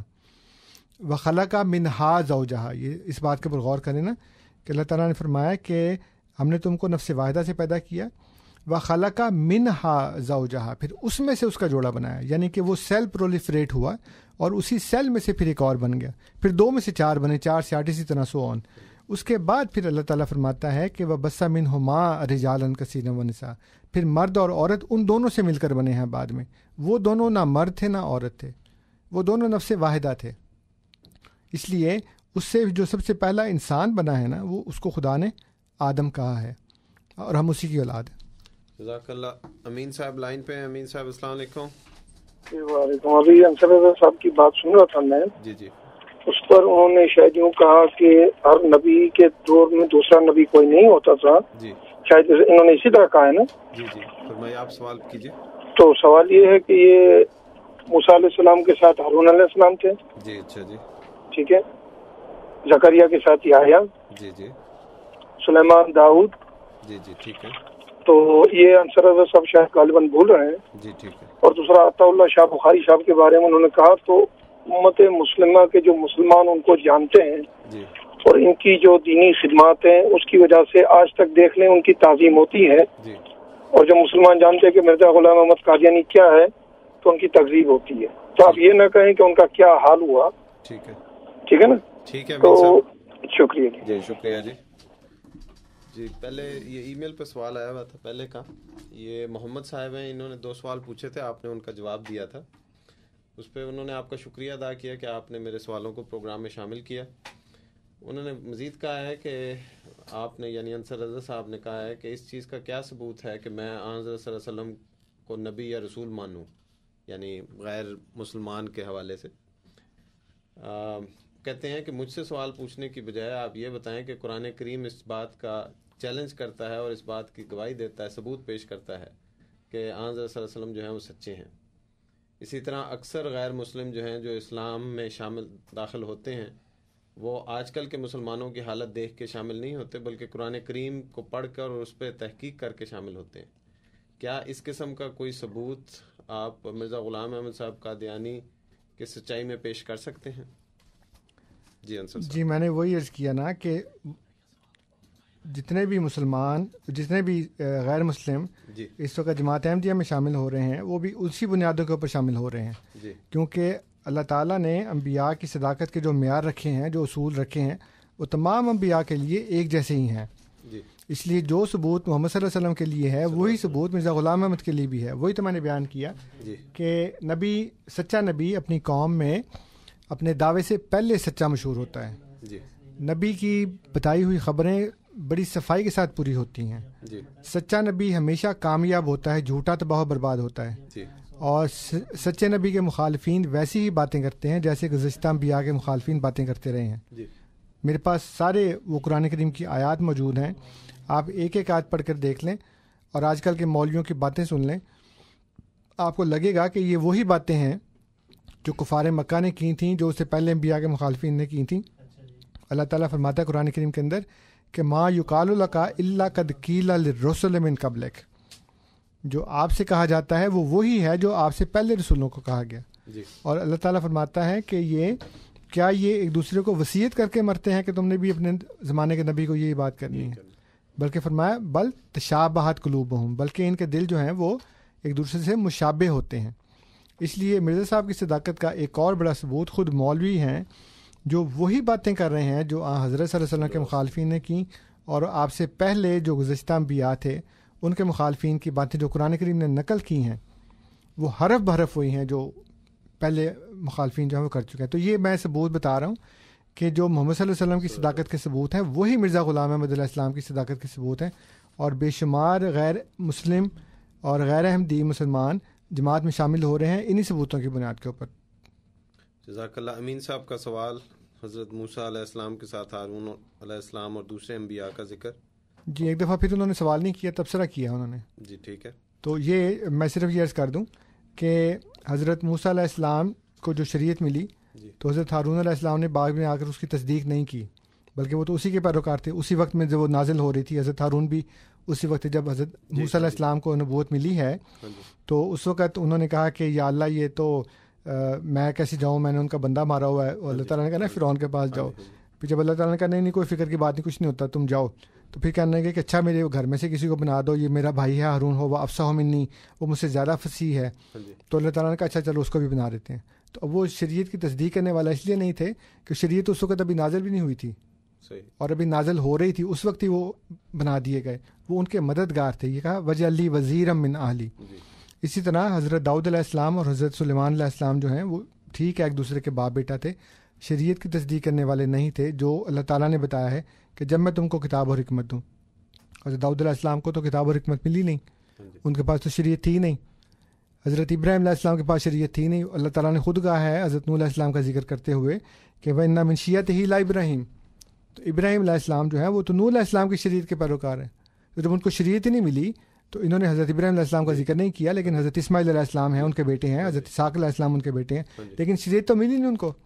شریعت ملتی تو پھر وہ کہتے ہیں نا کہ ان کی تصدیق کر رہے ہیں. اس لیے مجھے پتہ ہے کہ یہ انبیاء کے ساتھ آئے ہیں, لیکن اللہ تعالیٰ نے جو ایک اصول بتایا ہے وہ تمام انبیاء کے وَإِذْ أَخَذَ اللَّهُ النَّبِيِّينَ مِنَ النَّبِيِّينَ مِيثَاقَهُم, جب اللہ تعالیٰ نے تمام انبیاء سے میثاق لیے, یہ نہیں کہ صرف 3-4 سے لیا. جزاک اللہ. محمد صاحب لائن پہ ہیں. محمد صاحب السلام علیکم. جی فرمائیے. جی میرا سوال یہ ہے جی کہ غلام احمد حج کب گئے, کتنے حج گئے اور ان کی سواری کیا تھی؟ ٹھیک ہے جی, بہت شکریہ محمد صاحب آپ کے سوال کا. جی حج پہ نہیں گئے. جی جزاک اللہ. آپ سن رہے ہیں پروگرام ریڈیو احمدیہ جو آپ کی خدمت میں ہر اتوار کی شب رات 10 سے 12 بجے 5:30 AM پہ پیش کیا جاتا ہے, اور سپہر 4 سے 5 بجے 7:70 AM پہ پیش کیا جاتا ہے.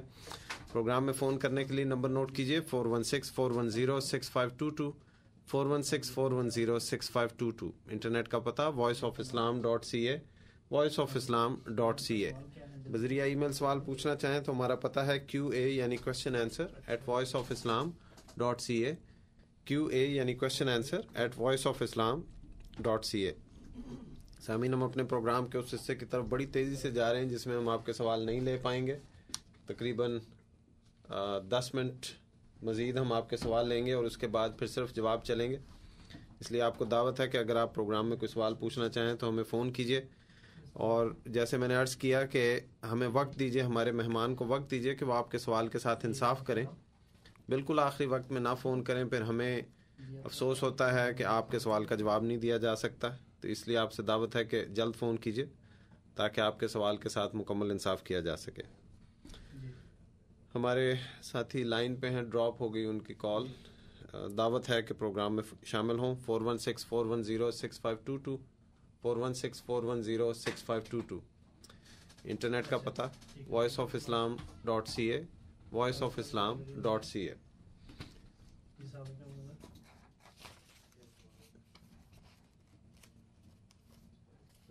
یہ ایک اور سوال ای میل کے ذریعے آیا ہے انصر صاحب جی, اور یہ سوال آیا ہے محمد صاحب کی طرف سے. وہ کہتے ہیں کہ کیا مجھے بتا سکتے ہیں کہ حضرت مرزا صاحب پہ کون سے فرشتے وحی لے کے آتے تھے؟ فرشتہ تو ایک ہی ہے جو وحی لے کر آتا ہے, وہ حضرت جبرائیل علیہ السلام ہیں. جی. اب یہ تو ویسی بات ہے کہ یہ پوچھا جائے کہ جی اکبر بادشاہ جو ہے وہ اس کی جان اسرائیل نے نکالی تھی, تو یہ بتائیں کہ آج کل وہ بھٹو کی جان کس نے نکالی تھی؟ جی. تو فرشتہ تو ایک ہی ہے نا جو جان نکالنے والا ہے, وہ تو چینج نہیں ہوتا.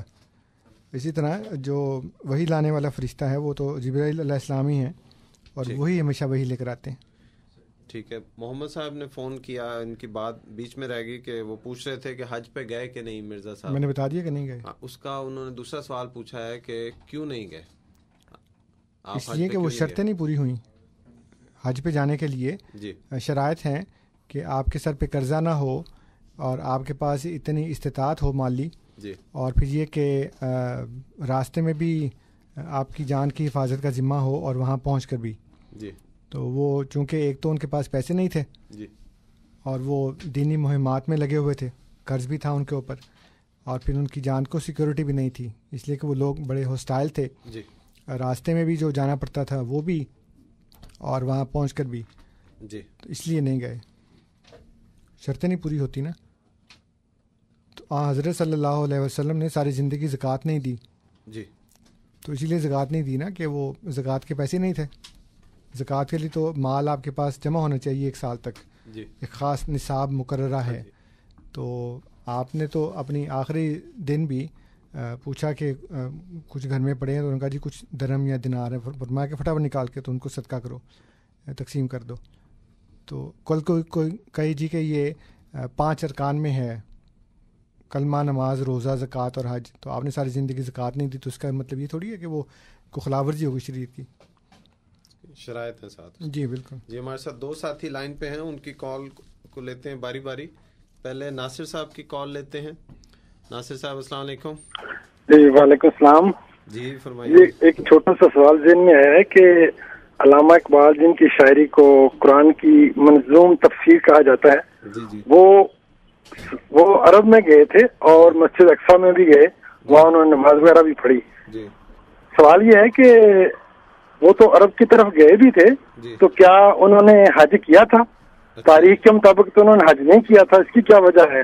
انصر صاحب کو کوئی نالج ہے کہ وہ وہاں گئے لیکن انہوں نے حج نہیں کیا, اتنے بڑے وہ لیڈر ہیں, تو اس کی کیا وجہ ہوئی تھی؟ جی ٹھیک ہے, بہت شکریہ ناصر صاحب آپ کے سوال کا. اگلا سوال لیتے ہیں ارشد صاحب کا. ارشد صاحب السلام علیکم. جی وعلیکم السلام ورحمۃ اللہ. السلام علیکم. میرا جی کوشچن یہ تھا, بلکہ کوشچن تو نہیں, ایک چھوٹی سی عرض تھی کہ ابھی ایک پتہ نہیں ای میل آئی تھی یا کسی نے کال کی تھی کہ اسرار احمد صاحب کے پروگرام کے بارے میں. جی جی. وہ انصر صاحب نے وہ اس کی ورڈنگ بتائی نہیں کہ انہوں نے کہا تھا کہ اگلی ورڈنگ کیا ہے, ایک وہ کائنڈلی بتا دیں. اور دوسرا انصر صاحب کہتے کہ یہ تو وہ مسلمان ہیں کہ آپ اگر مسلمان گھرانے میں پیدا ہو گئے, تو وہ شاید پتہ نہیں کون سے مسلمان ہوتے ہیں جو مسلمان گھرانے میں پیدا ہو کے مسلمان ہوتے ہیں. ہم شاید اس لیے مسلمان ہیں because we are convinced by the facts of Quran and by the acts of prophet Muhammad peace be upon him, جو کہ مصدقہ فیکٹس ہیں. تو ہم اس وجہ سے مسلمان ہیں. ہم اس وجہ سے مسلمان نہیں کہ ہمارے آباء و اجداد مسلمان تھے. ٹھیک ہے. السلام علیکم. بہت شکریہ ارشد صاحب آپ کا فون کرنے کا. جی ورڈنگ تو میں نے بتا دی تھی کہ انہوں نے یہ کہا تھا, ڈاکٹر اسرار احمد صاحب نے جو جملہ اس وقت کہ براہین احمدیہ اور سرما چشم آریہ لکھنے کے بعد مرزا صاحب علماء کی آنکھوں کا تارا بن گئے تھے. جی. تو یہ ہے ورڈنگ. اس کے بعد کوئی اور ورڈنگ ہے تو اس کا میں ذمہ دار نہیں ہوں, جو میں نے سنا تھا وہ میں نے آپ کو بتا دیا. جہاں تک آپ کی اس بات کا تعلق ہے کہ آپ اس لیے مسلمان نہیں ہیں کہ آپ مسلمان گھرانے میں پیدا ہوئے اور آپ کنونسڈ ہیں, تو آپ کے کنونس ہونے سے اچھی بات ہے, لیکن آپ کے کنونس ہونے سے دوسرے کو کوئی فرق نہیں پڑتا.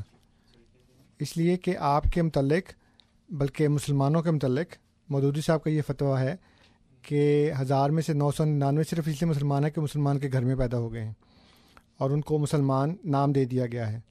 تو اب مولانا مودودی صاحب کا فتویٰ ہے کہ جی اس میں سے 1000 میں سے 999 صرف اس لیے مسلمان ہے کہ مسلمان کے گھر میں پیدا ہوئے ہیں. تو اب وہ فتویٰ اب انویلڈ ہو گیا ہے, تو مجھے پتہ نہیں, ہو سکتا ہے کہ مودودی صاحب کے اس لکھنے کے بعد لوگوں کو کچھ ہوش آ گیا ہو اور وہ کہیں کہ نہیں ہم اس لیے مسلمان ہونا چاہیے ہمیں کہ ہم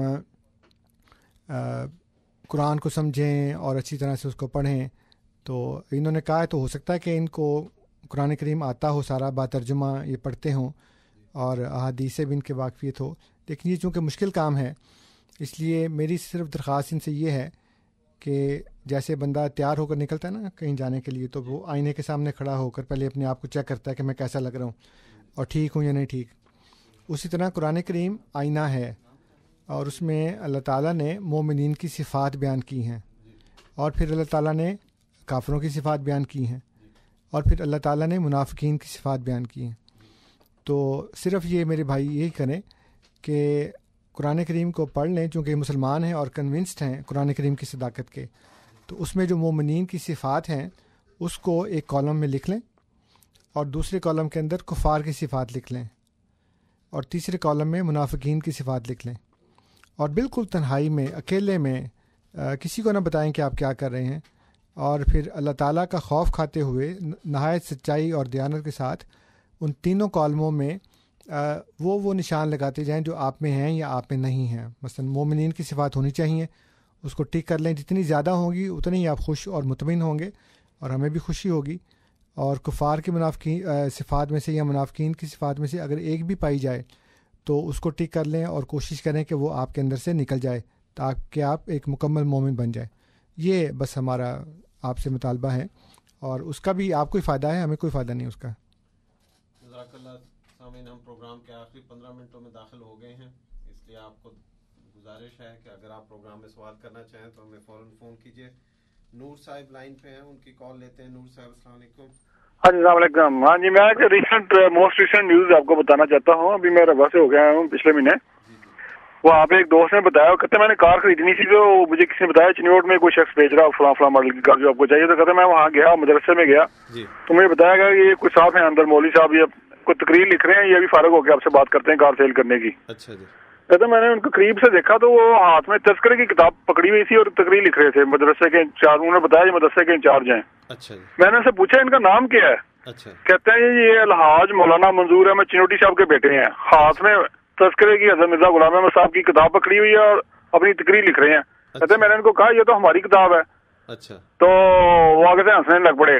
کہتا ہے جی ہمیں اپنا کام کرنے دو. اچھا. اور ہمیں جھوٹا کہہ رہے ہیں اور ہماری کتابیں یوز کر کے اپنی تقریریں تیار کر رہے ہیں. یہ کہتے دوگلی پالیسی ہے, ایویڈنس ہے نا, منہ بولتا ثبوت ہے. ٹھیک ہے. ٹھیک ہے جی نور صاحب, یہ منہ بولتا ثبوت نہیں ہے, کیونکہ سب سے پہلی بات تو یہ ہے کہ آپ نے اپنے دوست سے بات سنی اور یہاں پہ آ کے سنا دی. ہاں جی. تو نبی کریم صلی اللہ علیہ وسلم نے فرمایا ہے کہ اس شخص کے جھوٹا ہونے کے لیے اتنی بات کافی ہے کہ وہ سنی سنائی بات کو آگے بیان کر دیں. چونکہ آپ نے خود نہیں دیکھا ان کو, منظور چنوٹی صاحب کے بیٹے کو یہ لکھتے ہوئے, اس لیے آپ کو یہ بات نہیں بیان کرنی چاہیے کیونکہ آپ نے نہیں دیکھا, آپ سنی سنائی بات بیان کر رہے ہیں. بالکل صحیح. دوسری بات یہ ہے کہ آپ کے دوست کو بھی غلط فہمی ہوئی ہے. ہو سکتا ہے کہ وہ ہماری کتاب میں سے حوالے نکال کر ہمارے خلاف استعمال کرنے کے لیے لکھ رہے ہوں. تو اب لازمی تھوڑی ہے کہ وہ تذکرہ انہوں نے ہاتھ میں پکڑا ہوا ہے یا جماعت کی کوئی بھی کتاب پکڑی ہوئی ہے تو اس میں سے وہ چیزیں نکال کر تو خود استعمال کر رہے ہیں, بلکہ وہ ہمارے خلاف بھی استعمال کرتے ہیں. اب جیسے میرے پاس جو بنوری ٹاؤن میں علامہ محمد یوسف کا جو مدرسہ ہے جامعہ علوم اسلامیہ, اس کا جو رسالہ نکلتا ہے بینات, وہ میں پڑھتا ہوں. اس میں سے میں نے پرنٹ نکالے ہوئے ہیں کئی. اس کے علاوہ جو مفتی محمد تقی عثمانی صاحب کا جو مدرسہ ہے دارالعلوم کراچی میں, اس کا رسالہ نکلتا ہے البلاغ. اس کے میرے پاس یہ رسالے موجود ہیں جو میں نے پرنٹ کر کے نکالے ہیں. پھر یہ سینیٹر ساجد میر صاحب کا جو رسالہ نکلتا ہے اہل حدیث, یہ ہفتہ روزہ ہے, اس کی کاپیاں میرے پاس ہیں. ابھی آج میں شاید لے کے نہیں آیا, لیکن دارالعلوم دیوبند جو ہندوستان میں ہے, اس کا جو رسالہ نکلتا ہے اس کا نام بھی دارالعلوم ہی ہے.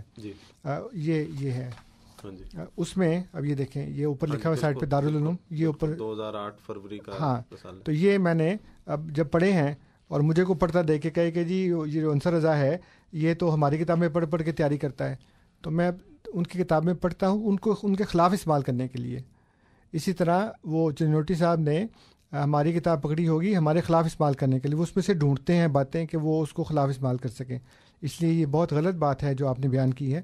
ایک تو سنسنا ہی بات نہیں بیان کرنی چاہیے، دوسرا لازمی مطلب یہ نہیں ہے کہ وہ اس کتاب میں سے چوری کر کے بیان کر رہے ہیں، بلکہ وہ ہمارے خلاف استعمال کر رہے ہیں. جزاک اللہ. فاروق صاحب لائن پہ ہیں، ان کی کال لیتے ہیں. فاروق صاحب السلام علیکم. جی فاروق صاحب آپ ایئر پہ ہیں، بات کیجیے. جی لائن کٹ گئی ان کی، معذرت، ان کو انتظار کرنا پڑا، لائن کٹ گئی. سامعین آخری 10 منٹ پروگرام کے، اب اس میں ایک آدھ سوال ہم اور لیں گے اور اس کے بعد پھر پروگرام کا وقت ختم ہو جاتا ہے. 416-410-6522 ہمارے اسٹوڈیوز کا نمبر، 416-410-6522. voiceofislam.ca ہمارا پتہ، qa@voiceofislam.ca. ای میل کے ذریعے سوال پوچھنا چاہیں. انصر صاحب اس وقت سوال کوئی نہیں ہے، آپ کے کلمات کی طرف. جی میرے پاس ایک یہ فتویٰ ہے جی، اس کا نام ہے نصرت الابرار. جی بالکل ہے، ہاں جی. یہ جو ہے لدھیانہ کے مولویوں نے اشاعہ کیا تھا.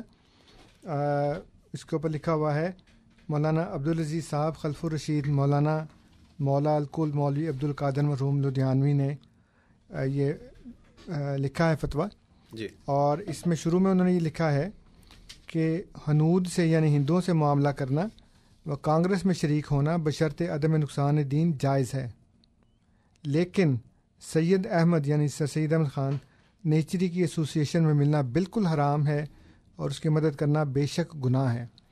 تو ان مولویوں کے نزدیک مسلمان سے ملنا گناہ ہے اور ہندوؤں سے اور کانگریس سے ملنا یہ ثواب کا کام ہے، یہ جائز ہے، یہ ٹھیک ہے. بلال صاحب لائن پہ ہیں، ان کی کال لیتے ہیں. بلال صاحب السلام علیکم. وعلیکم السلام. جی ریڈیو کی آواز بند کر لیجیے پیچھے.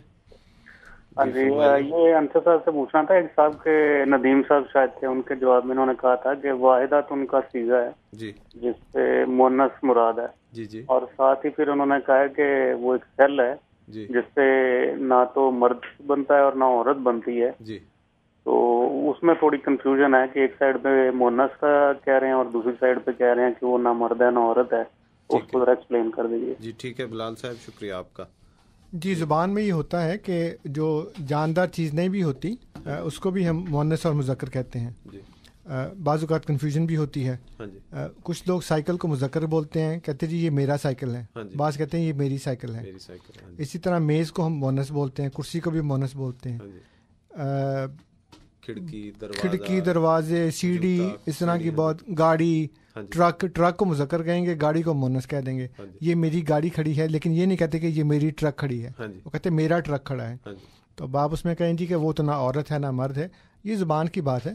زبان میں بے جان چیزوں کو بھی ہم بعض کو مؤنث بول دیتے ہیں، بعض کو مذکر بول دیتے ہیں. اسی طرح نفس واحدہ جو ہے، ویسے نفس جو ہے وہ عربی زبان میں مؤنث ہے. اچھا. ہاں جی.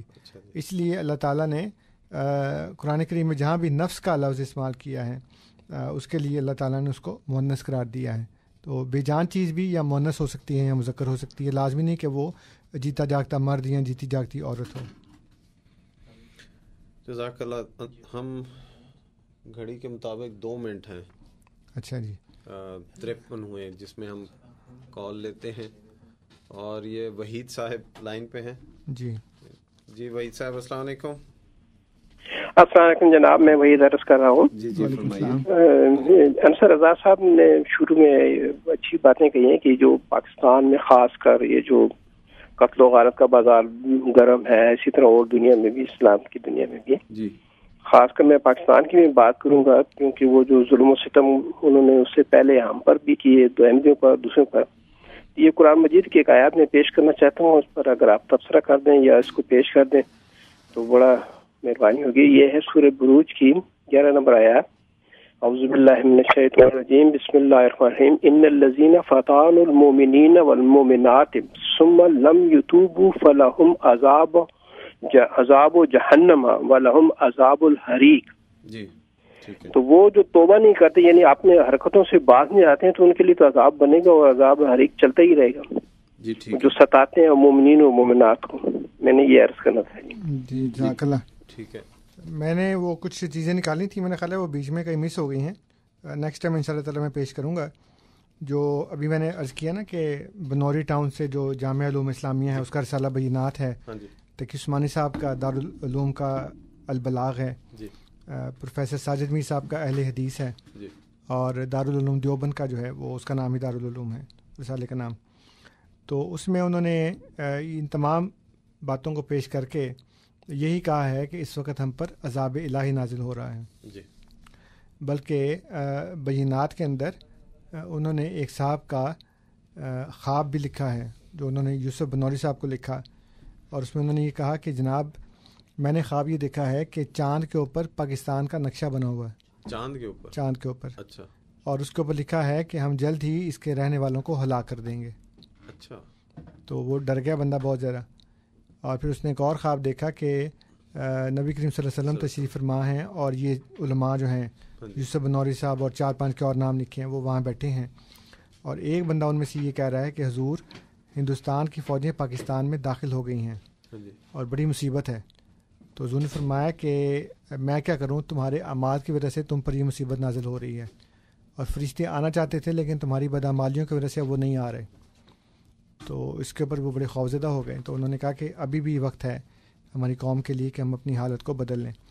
تو یہ اس طرح کی اور بہت سی باتیں ان شاء اللہ تعالیٰ میں نیکسٹ جب حاضر ہوں گا تو آپ کی خدمت میں حوالے کے ساتھ وہ ساری باتیں پیش کروں گا, اور آپ کو ویب سائٹ بتا دوں گا جس کے اوپر یہ رسالے لگے ہوئے ہیں, اور آپ خود بنفس نفیس وہاں جا کر یہ ساری باتیں دیکھ سکتے, تاکہ آپ کو پتہ لگے کہ یہ جو باتیں ہیں وہ اس وقت وہ خود بھی احساس کر رہے ہیں کہ ہم پر عذاب الہی نازل ہو رہا ہے. اور اللہ تعالیٰ نے فرمایا قرآن کریم کے اندر کہ وما كنا معذبین حتی نبعث رسولا, کہ ہم عذاب بھیجتے نہیں جب تک رسول نہ مبعوث کر لیں. تو اگر مولوی صاحب یہ کہہ رہے ہیں کہ عذاب نازل ہو رہا ہے تو پھر ان سے پوچھنا چاہیے کہ پھر رسول کہاں پہ ہے. جزاک اللہ انصر صاحب, بہت بہت شکریہ آپ کا پروگرام میں تشریف لانے کا, ہمارے سامعین کے سوالوں کے جوابات دینے کا. ممنون ہوں آپ نے وقت نکالا اپنی مصروفیت سے. سامعین آپ کا مشکور کہ آپ نے ہمیں رونق بخشی, ہمارے پروگرام میں شامل ہوئے. ہمارے پاس 1-2 سوال ای میل کے ذریعے ہیں لیکن اب وقت نہیں ہے. ان سوالات کے جوابات انشاءاللہ اگلے پروگرام میں ہم شامل کریں گے. پس پردہ آج میرے ساتھ میرے دونوں ساتھی موجود تھے, انیس احمد صاحب اور عطاء القیوم صاحب. ان کا مشکور ہوں, یہ آپ کے فون کالیں وصول کرتے ہیں, کالز کو پروگرام میں ڈالتے ہیں. میں جو ان کو یہاں پہ ریکویسٹ کرتا ہوں اس کو پورا کرتے ہیں. ان کا ممنون ہوں, یہ پس پردہ کام کرتے ہیں. اور سب سے زیادہ اپنے سامعین کا مشکور ہوں جو ہمارے پروگرام میں فون کر کے ہمارے پروگرام کو رونق بخشتے ہیں. سامعین اس پروگرام میں آپ کے سامنے کئی پہلوؤں سے کئی چیزیں رکھی جاتی ہیں. آپ کو سوالات جو ہیں ان کے جوابات دیے جاتے ہیں. ممکن ہے ہمارے سوالات آپ کے ہمارے جوابات جو ہیں وہ آپ کے سوال کے ساتھ آپ کی نظر میں پوری طرح انصاف نہ کر پائیں. آپ کو دعوت ہے کہ آپ ہماری ویب سائٹ جو ہر روز ہر وقت چل رہی ہوتی ہے اس پہ چلیں, askislam.ca. یہ ایک ہی لفظ ہے آسک اسلام. دوسری ویب سائٹ آپ کو میں ریفر کروں گا alislam.org. یہ جماعت احمدیہ کی ویب سائٹ ہے ورلڈ وائڈ. اس پہ آپ امام جماعت احمدیہ حضرت خلیفۃ المسیح الرابع رحم اللہ علیہ کے مختلف سوالات کے جوابات بھی سن سکتے ہیں, اور بھی علماء کے اس میں آپ کو پروگرام اور سوالات کے جوابات مل جائیں گے. اور تیسری ویب سائٹ آپ کو میں آج سجیسٹ کروں گا MTA.TV, جس پہ آپ پروگرام لائیو بھی دیکھ سکتے ہیں. یہ ٹی وی نیٹ ورک ہمارا ہے. تو ان 3 ویب سائٹس کے ساتھ میں آپ کو دعوت دیتا ہوں کہ آپ ان پروگراموں پہ جائیں, ان پروگراموں میں جو پیغام ہیں ان کو دیکھیں اور خود فیصلہ کریں کہ حقیقت کیا ہے. اس پیغام کے ساتھ آج کا پروگرام ختم کرنے کی اجازت چاہتا ہوں. مکرم نذیر اور ساتھیوں کو اجازت دیجیے. انشاءاللہ اگلے ہفتے آپ سے پھر ملاقات ہوگی. السلام علیکم ورحمۃ اللہ وبرکاتہ. زندہ باد پر ہم اسلام کا